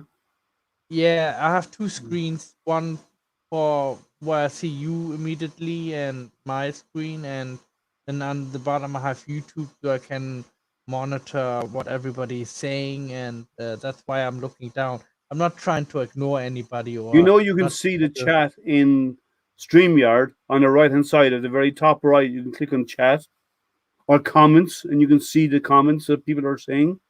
You don't have to look at a different screen. Oh, cool. I need a light bulb icon and put one right over Matt's head right now. I learned something new today. Yeah. Just check how much you don't have them anymore. So I need to check to see where I got it. Sure, let me know. It does lag by about 30 seconds, and that's because there is a lag between. It has a built-in lag out to and back from wherever it's streaming to, and all of them do that. I don't think there's none of the systems out there that actually does an immediate response. There's always some bit of a lag. Like when I hit go to start the broadcast, I know it's going to be about 15 seconds later when it shows up for you. That's why we have to wait. Easy text came out. Okay. 15 seconds for an answer. Well, yeah, it does take a little bit of time because it's they have to buffer it to keep a constant stream to YouTube or Facebook or whatever, and then the same then for the responses takes a little bit more time to come back because they have to send them out in sync with whatever's happening on the screen. Like sometimes you'll even see on other streams, like when someone let's say Creality as an example, they're doing a live stream and they'll say, I just pasted this into chat. You don't see it appear until a few moments later because of the lag that's built in, right? And they don't pull chat real time. It's pulled in. I think it's pulled in batches, is the way they work. So it would be bad to control a vehicle like that. Sorry? Would be bad to control a vehicle like that with a delay. Yeah. Yeah. Well, I mean, the Mars rover works kind of like that with a delay. I mean, it gets programmed what it have to go to, what position, and then there's a little difference. This is 30 seconds. That's 14 minutes. I know. So 15 seconds, 14. Yeah, like they plan out where it's going to go, where they think they can go safely, and they tell it to go there. And by the time they see it complete that part of the journey, on there on ours. Like when you see this starting to move here on Earth, it's already completed that leg of the trip. Yeah.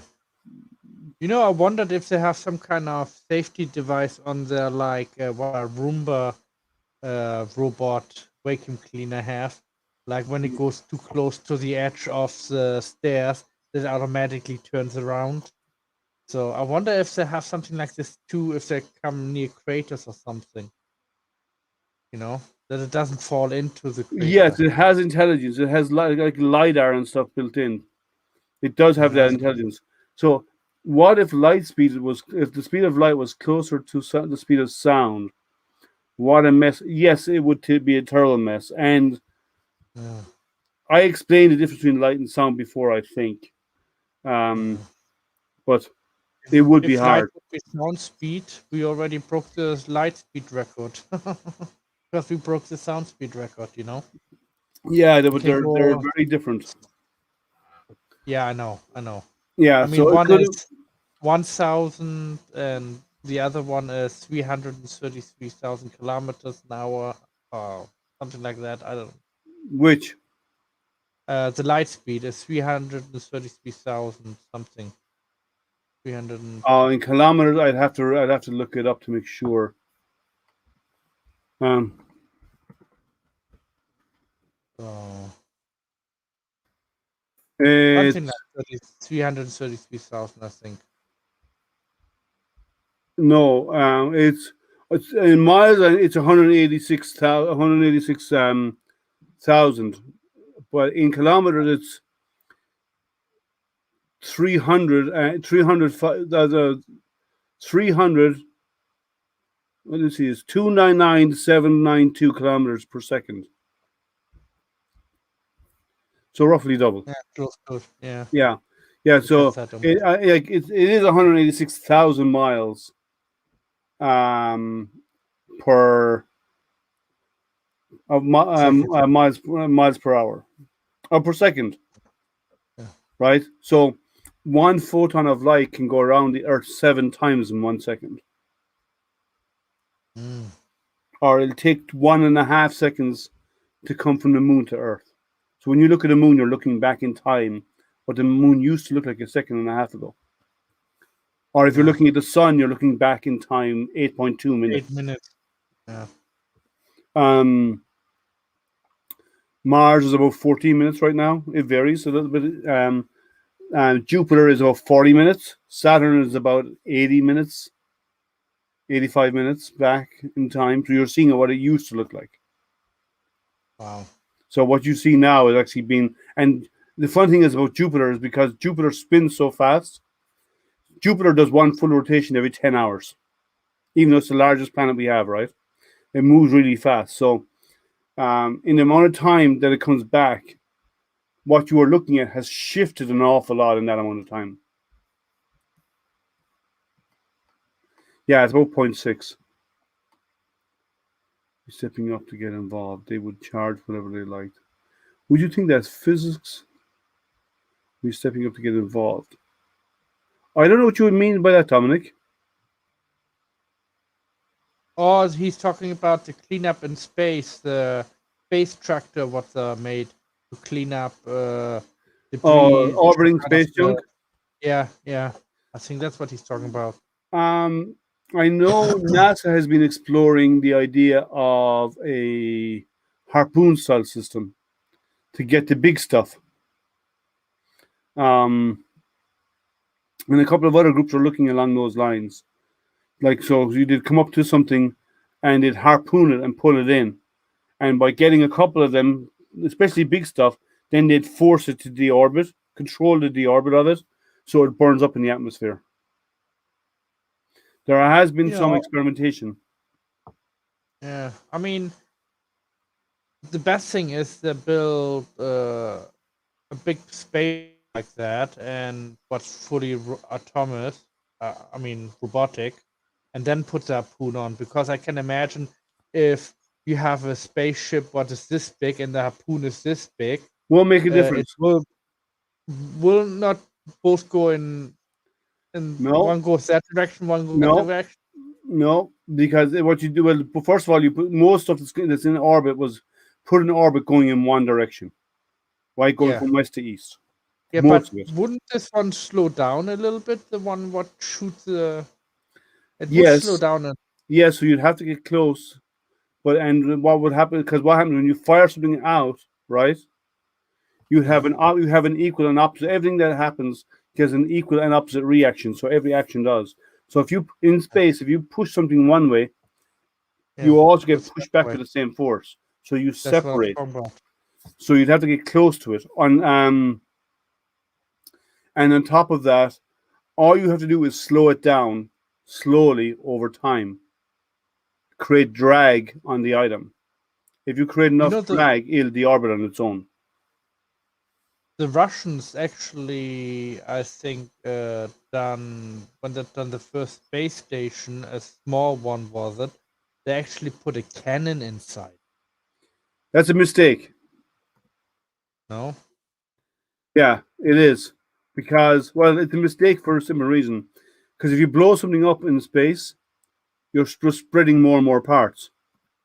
Yeah. Yeah. Of course. But I'm talking about that was I think in the 60s, late 60s, early 70s, when the Russians did that.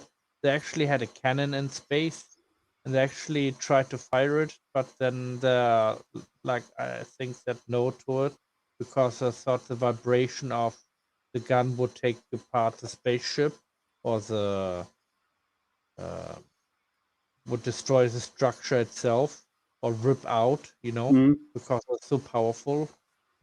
Because Yeah, I used, I think, a 30 mil. No, not 30 mil. It was around about this big. A big cannon, I mean. It was I really know, but big. that would just shatter the object into smaller pieces. Yeah. No, physics can view things at a distance in real time.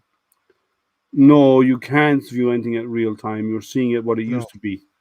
They could plot the rover in real time. That ability would be yes, but we and to do that you'd have to move faster than light, and our ability to communicate today it cannot move is moves at light speed. Even like if you use a laser communication, it's light speed. If you use radio waves, it's all electromagnetic spectrum. Electromagnetic spectrum is all light speed communication. And the What's Kessler syndrome, that's an interesting one.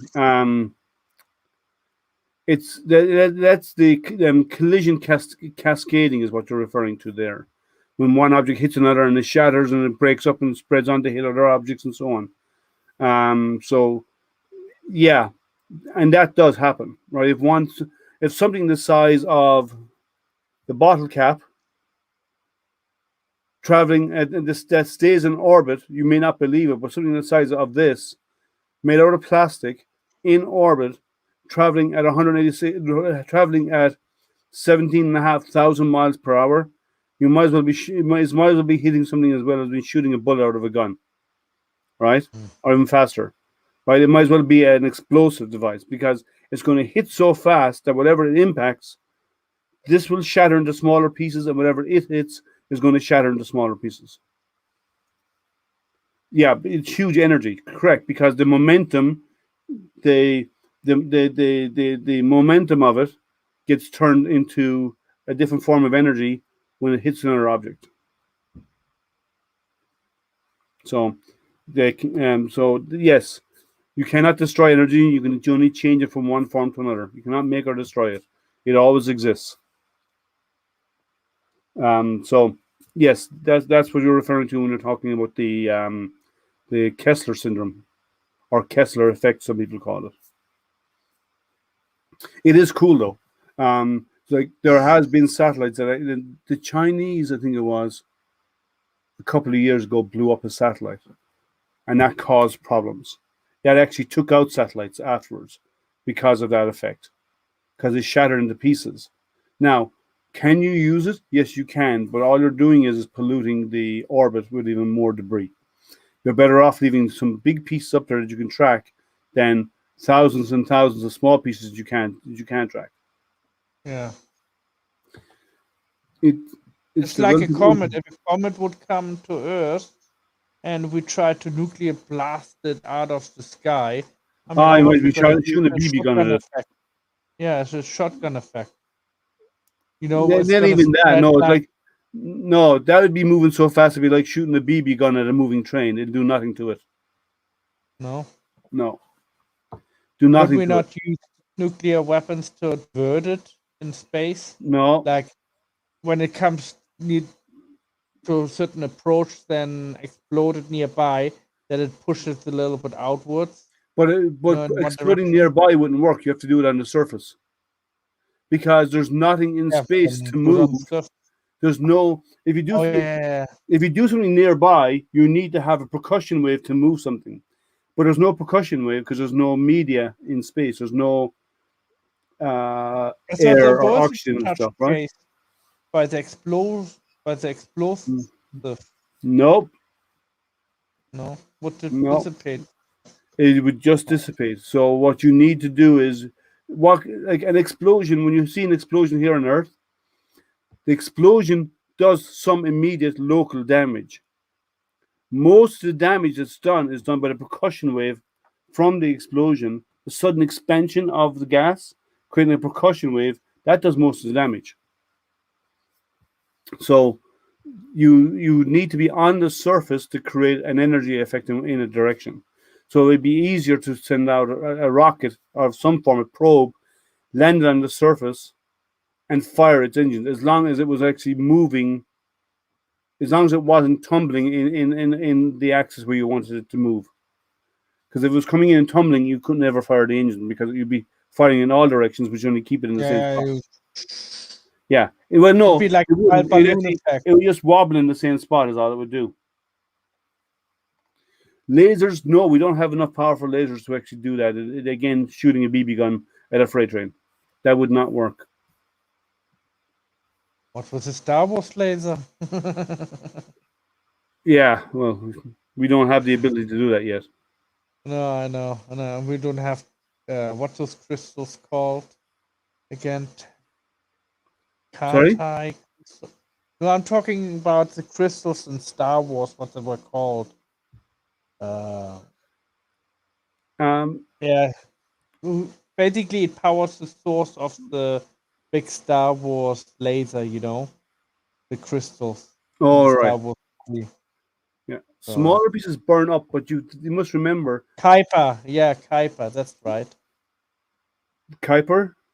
Yeah, that's what the crystal was called. Kuiper crystal. Okay. And well, well,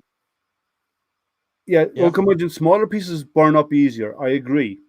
But it's harder to find all the small pieces and make them come into the atmosphere if they're moving at high speed. Remember, objects in motion stay in motion unless acted upon by an outside force. So therefore, that's one of the first laws of physics, right? So an object that's moving in orbit around Earth, where there's no, if they're up high enough and there's no atmosphere, they'll keep moving in that orbit until something acts on them to slow them down and change their direction. So it's easier to push one big object down than it is to push down 5,000 small pieces. I have a phone call. Hold on a second. Sure. Move the Earth. Yeah, we can. Yeah, okay, we can't do that yet. And it wouldn't make a difference because the objects are orbiting Earth, so they're in our gravitational well. We don't have the energy generators capable of powering a Star Wars cannon. True. Hey, Jerry, I have to go. I'll be back in half an hour or so. I may or may not be here because there's not that many people hanging out, so I don't want to be talking to myself on the screen. But I'm going to answer these questions, so if I'm not here, it's okay. Have a good one. Thank you very much for the invite. Of course. Take care.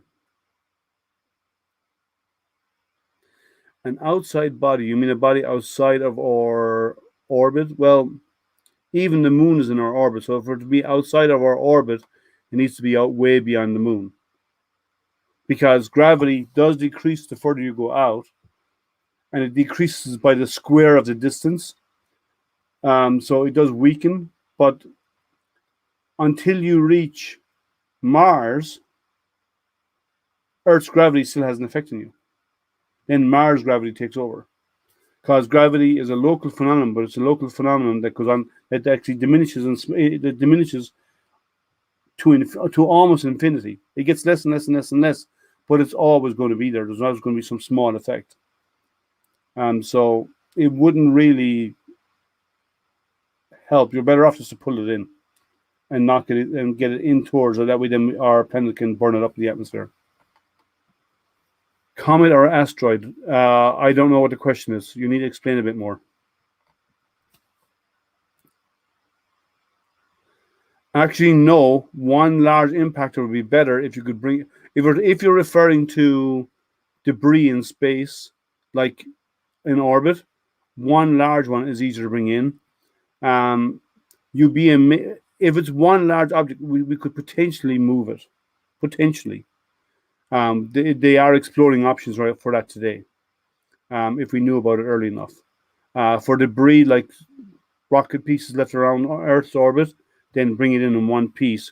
What doesn't burn up lands in the South Pacific. That's where it all. That's the rocket graveyard. The South Pacific. Good night, Chris. Take care. So, which one are you referring to? If you're talking about comet or asteroid, we could,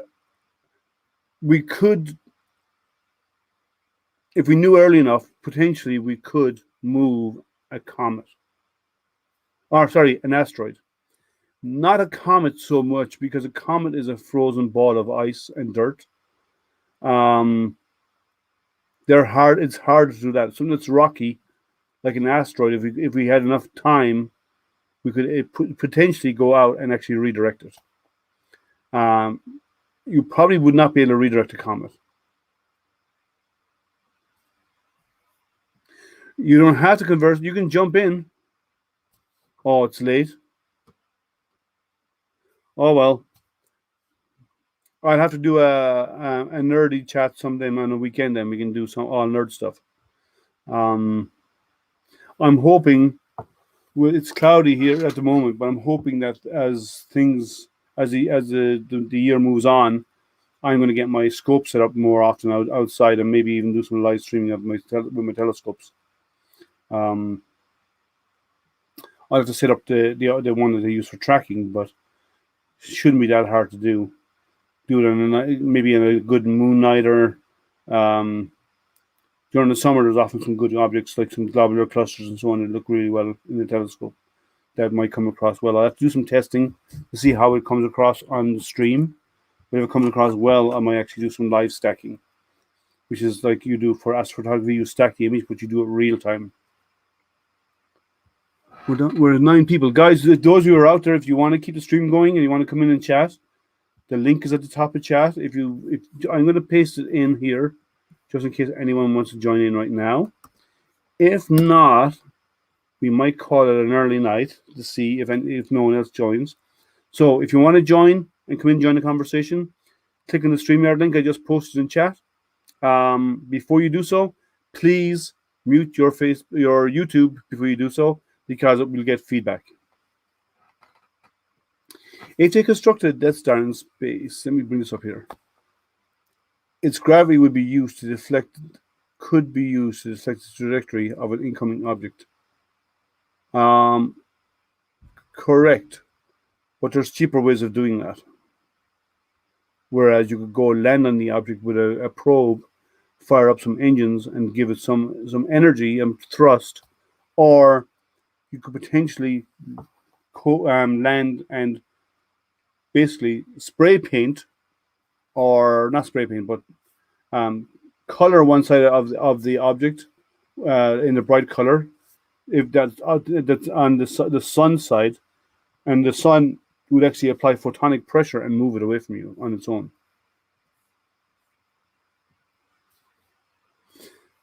To better across the hall, so yeah, I can't jump in. Okay, no problem. Dom is having fun with you. Yeah, I know, but there are cheaper ways to do it, and these are actually being actively explored, right?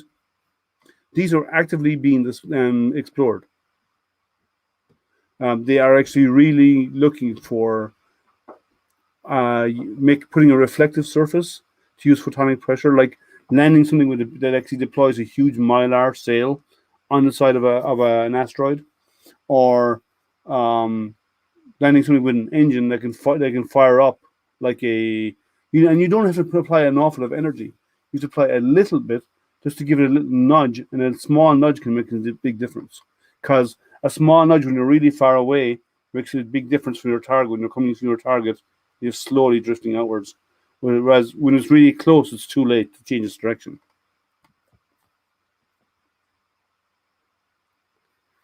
Watching about near Earth asteroids deflection, yeah, and there's still more going on about NEOs. They actually call them NEO, near Earth objects, is what they call them, and there is a lot going on about those, and we have here in the States.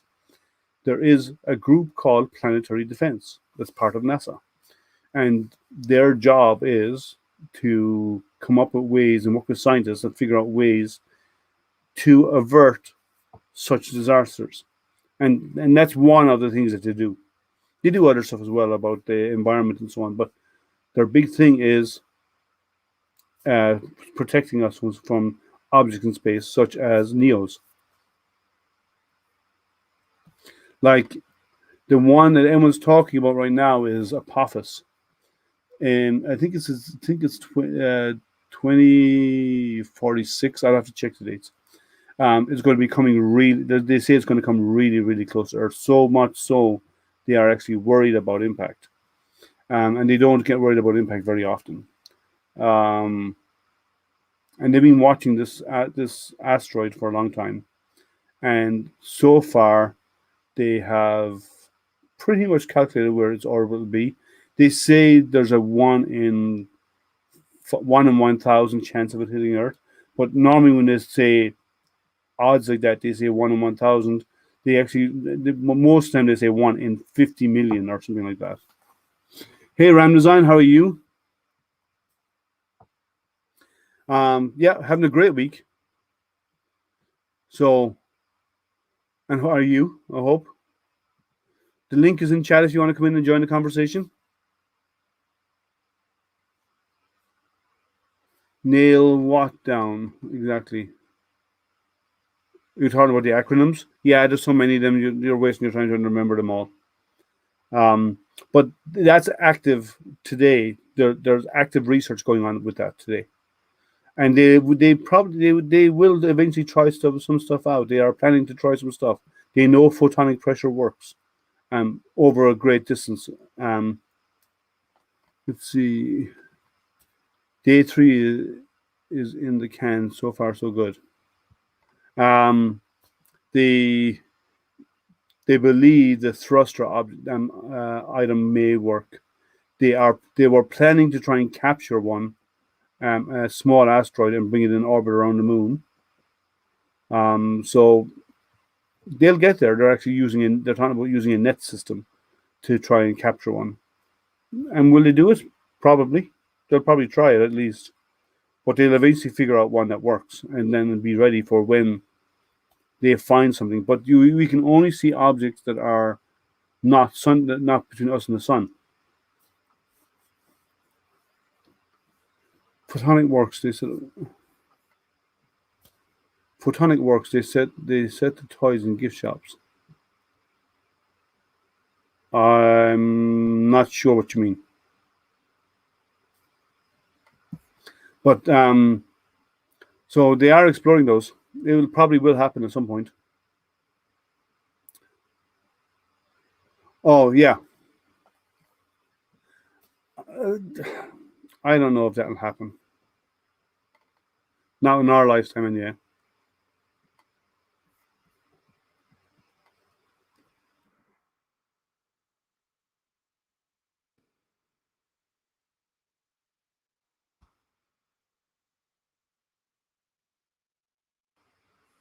Now, what they're doing today, similar, is they're using ion drives has a similar effect.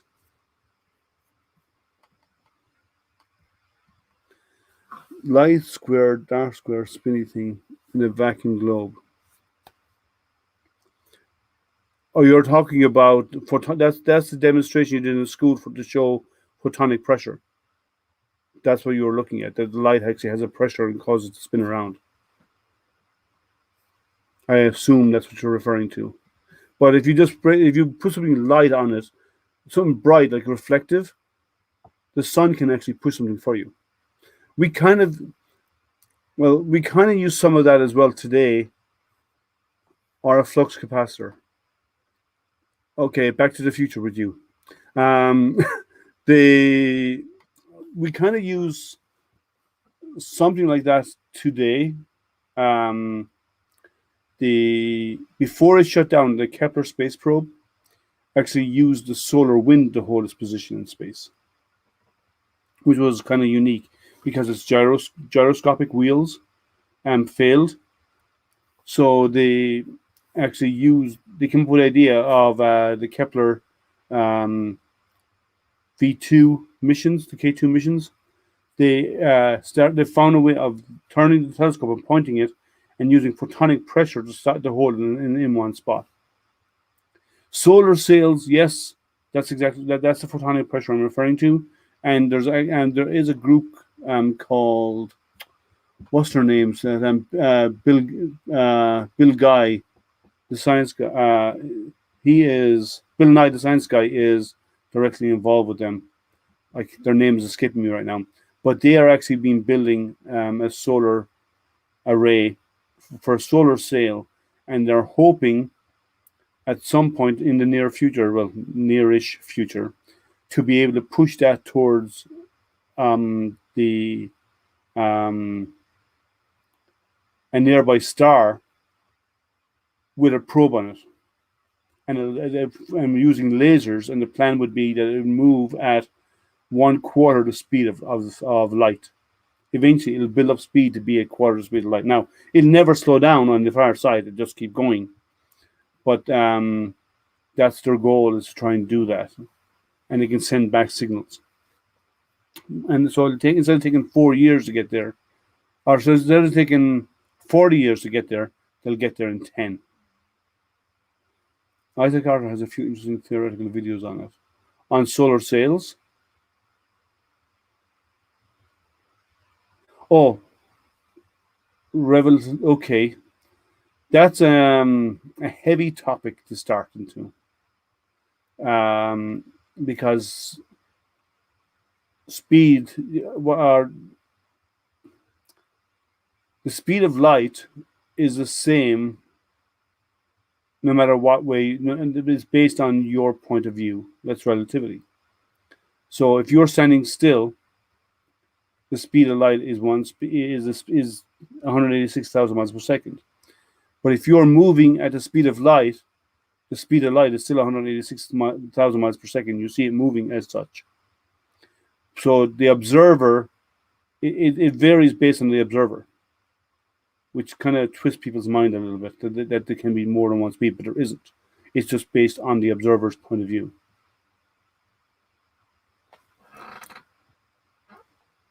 So it's that's a heavy topic, and I'm happy to have that discussion. But a lot of people's brains melt once you start talking about relativity.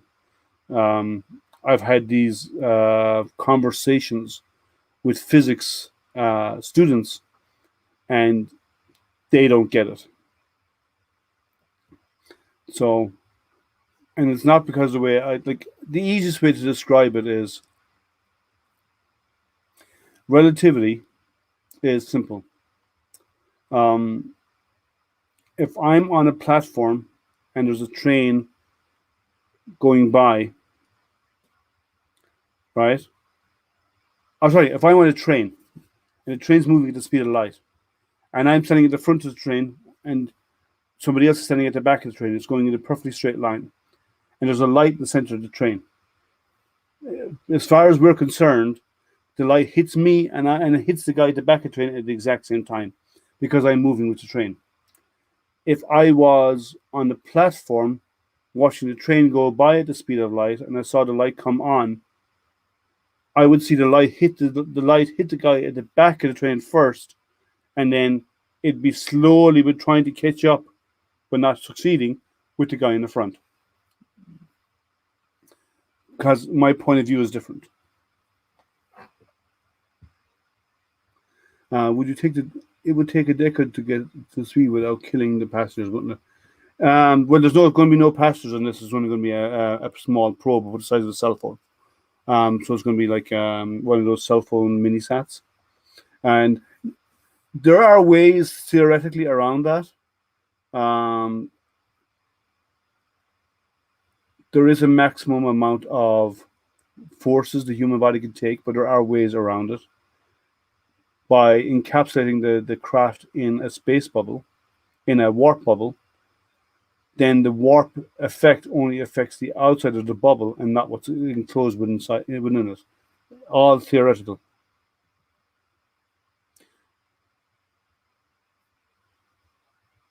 Figure 1-15G, constant acceleration. Yes, but there is a limit the human body can take.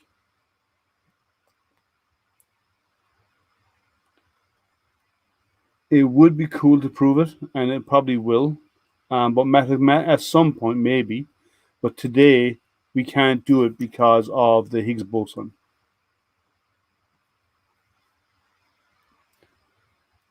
Who are you calling Spock? Me? See, the reason why we can't move faster than light is because we have mass. Photons have no mass; they move at light speed. Radio waves are a form of light because they're electromagnetic energy. Liam just has adjusted comments to what he's. What? Liam just has to adjust the comment to what he said 15 seconds ago, maybe. So, because we have mass, we can't move at the speed of light. Because an easy way to think of it this way. Think of a graph, a simple graph. We have movement, and you have time. You have distance and time. And I give you, let's say I give you $10. And you can pay so much to move in one or the other. So if you want to move across time, you move less distance. If you want to move distance, you move less through time because you put more money into one than into the other. That's probably a very high level way of looking at it.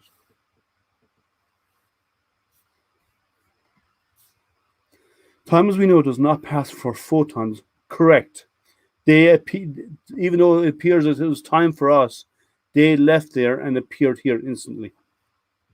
But they don't observe time because they're not an entity, so it's different. You are correct in that. But if you're moving at the speed of light, time still passes for you. It just passes slower for you. The faster you move, the more energy it takes to go faster. There becomes a point where the amount of energy you output is not sufficient enough, or you don't have enough energy to create enough force to move you beyond a certain point. So as you gain speed, you have to use more energy, and as you use more, and it comes to a point where you need the energy of a star to reach that speed, and we don't have the ability to harness a star. Why can't we what? You need to finish off that sentence, dum-dum.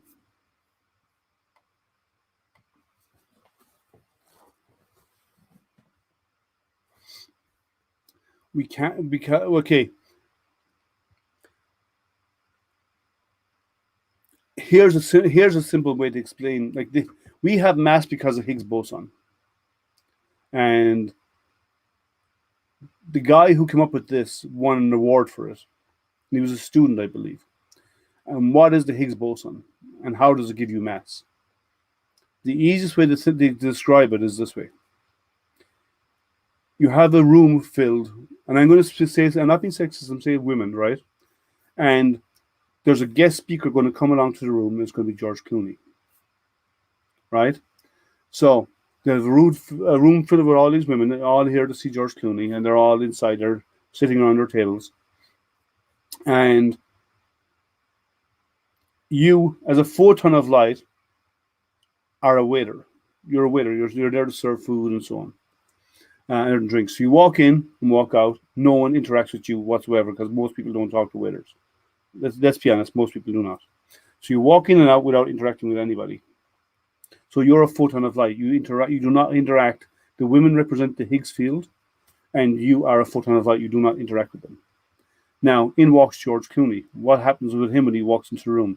As he walks through the room, more and more of his fans, the ladies in the room, right, or the Higgs field, will get closer and closer and closer to, and his motion, his ability to move through that room will slow down.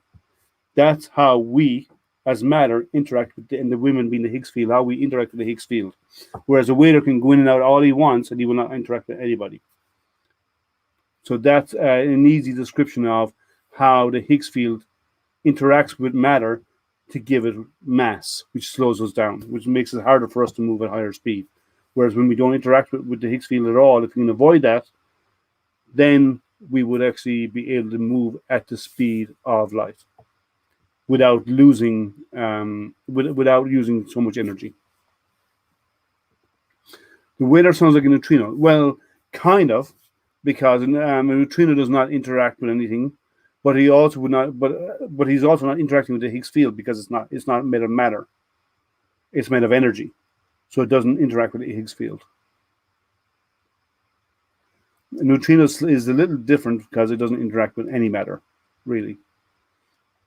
You can pass, like right now, where you're sitting, whatever you're doing. There's millions of neutrinos passing through you per microsecond, and you don't even know they're there. And they're going through the floor, they're going through everything, they're going through the whole planet.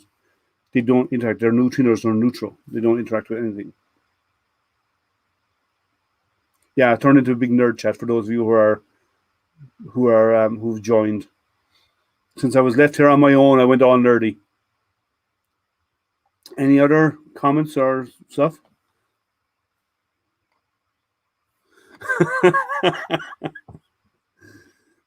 Yeah. Well, physics is not hard if you get the right thought set in your head, and you have to you have to kind of accept some things. Some people like the science stuff, like old curmudgeon. Other people are not so much into it. But yeah, when I'm left on my own for too long, I get on. I go straight in for the nerd speaking. And someone brings up the topic, and yes, it's old curmudgeon's fault. He started the conversation. Blame him, not me.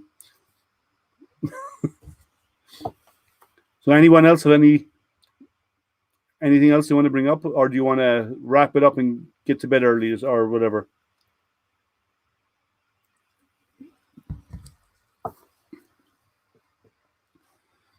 Takes 15 seconds for you to get the audio. Yes, visualization does help. Like even a gravity well, it's easier to visualize. And I've made a gravity well, like a mock-up of one, of what it would look like, to explain to kids how gravity and orbits work. Gravity is tricky. It's something we can measure, but it's based on the mass of the planet or the moon.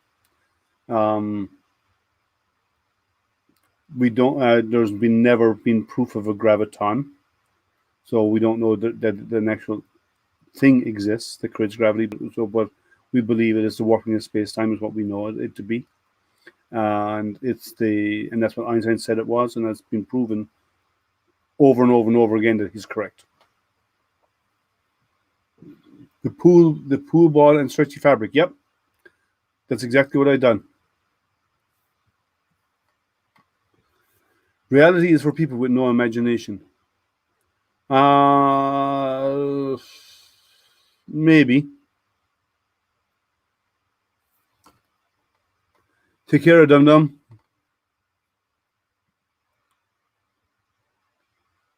I've done like I have this one, but I don't use a pool ball. I use marbles because if you do it just right with a large marble and a small marble with a heavy weight in the center, and you set them off in the right way, the small marble will orbit the large marble, showing you how the moon orbits Earth because Earth creates its own gravity well, and then the Earth goes around the heavier weight in the center, which represents the sun. So you can actually show that, and it looks kind of cool when you explain that and show that to kids. They find it really cool, and they want to start playing with the marbles and repeat what you've done. I do a lot of community outreach stuff, so the kids really like the hands-on.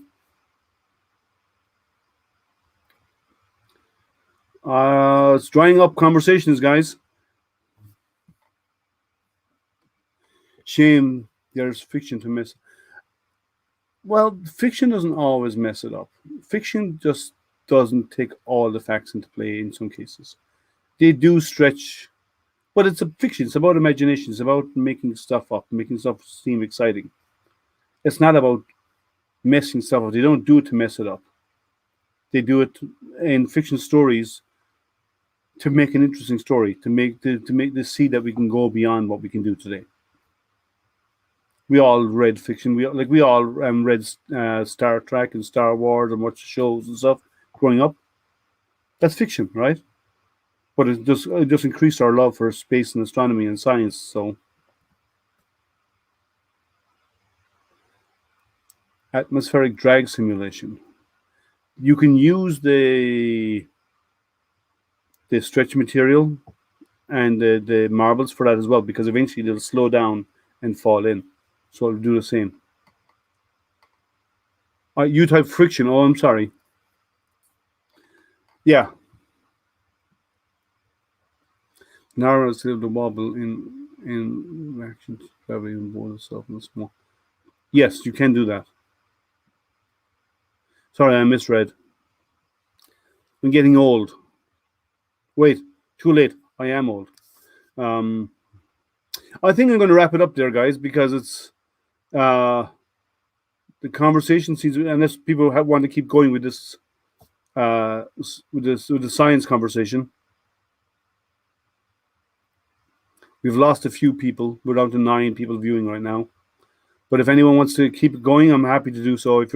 If not, we can wrap it up and you can all get to bed a little earlier. Let's see if anyone says keep going or not. Because time for a new RC. I never know. I need to get my glasses changed. Actually, yeah, I've actually got my eyes tested. I just haven't gone back to get my glasses done.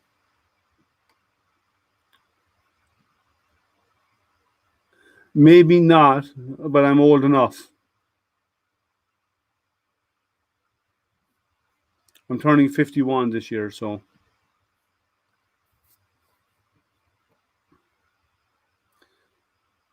So I have one foot in the grave. I think I might wrap it up since there's not that much conversation going on, and I'm in here on my own anyway. So it's more fun when there's multiple people to interact with. So I'll wrap it up for tonight, guys. Thank you for joining. It's fun as always. Remember, like, subscribe, ding that bell. For those of you who have not done so, it's I will do some more sciencey stuff because some people seem to like that. I got you B, old curmudgeon, by a few years. See, I am older, but it's fun as always. Remember, I do it every Wednesday. I will be doing a hangout every Wednesday. Tell your friends, tell them to come in. We don't always go nerdy, but we do fairly regularly because it's one of my things, one of my passions. But it's always fun to hang out with everybody, talk about whatever they're doing. So remember, stay safe, stay healthy, and stay printing. Thank you, and have a good night.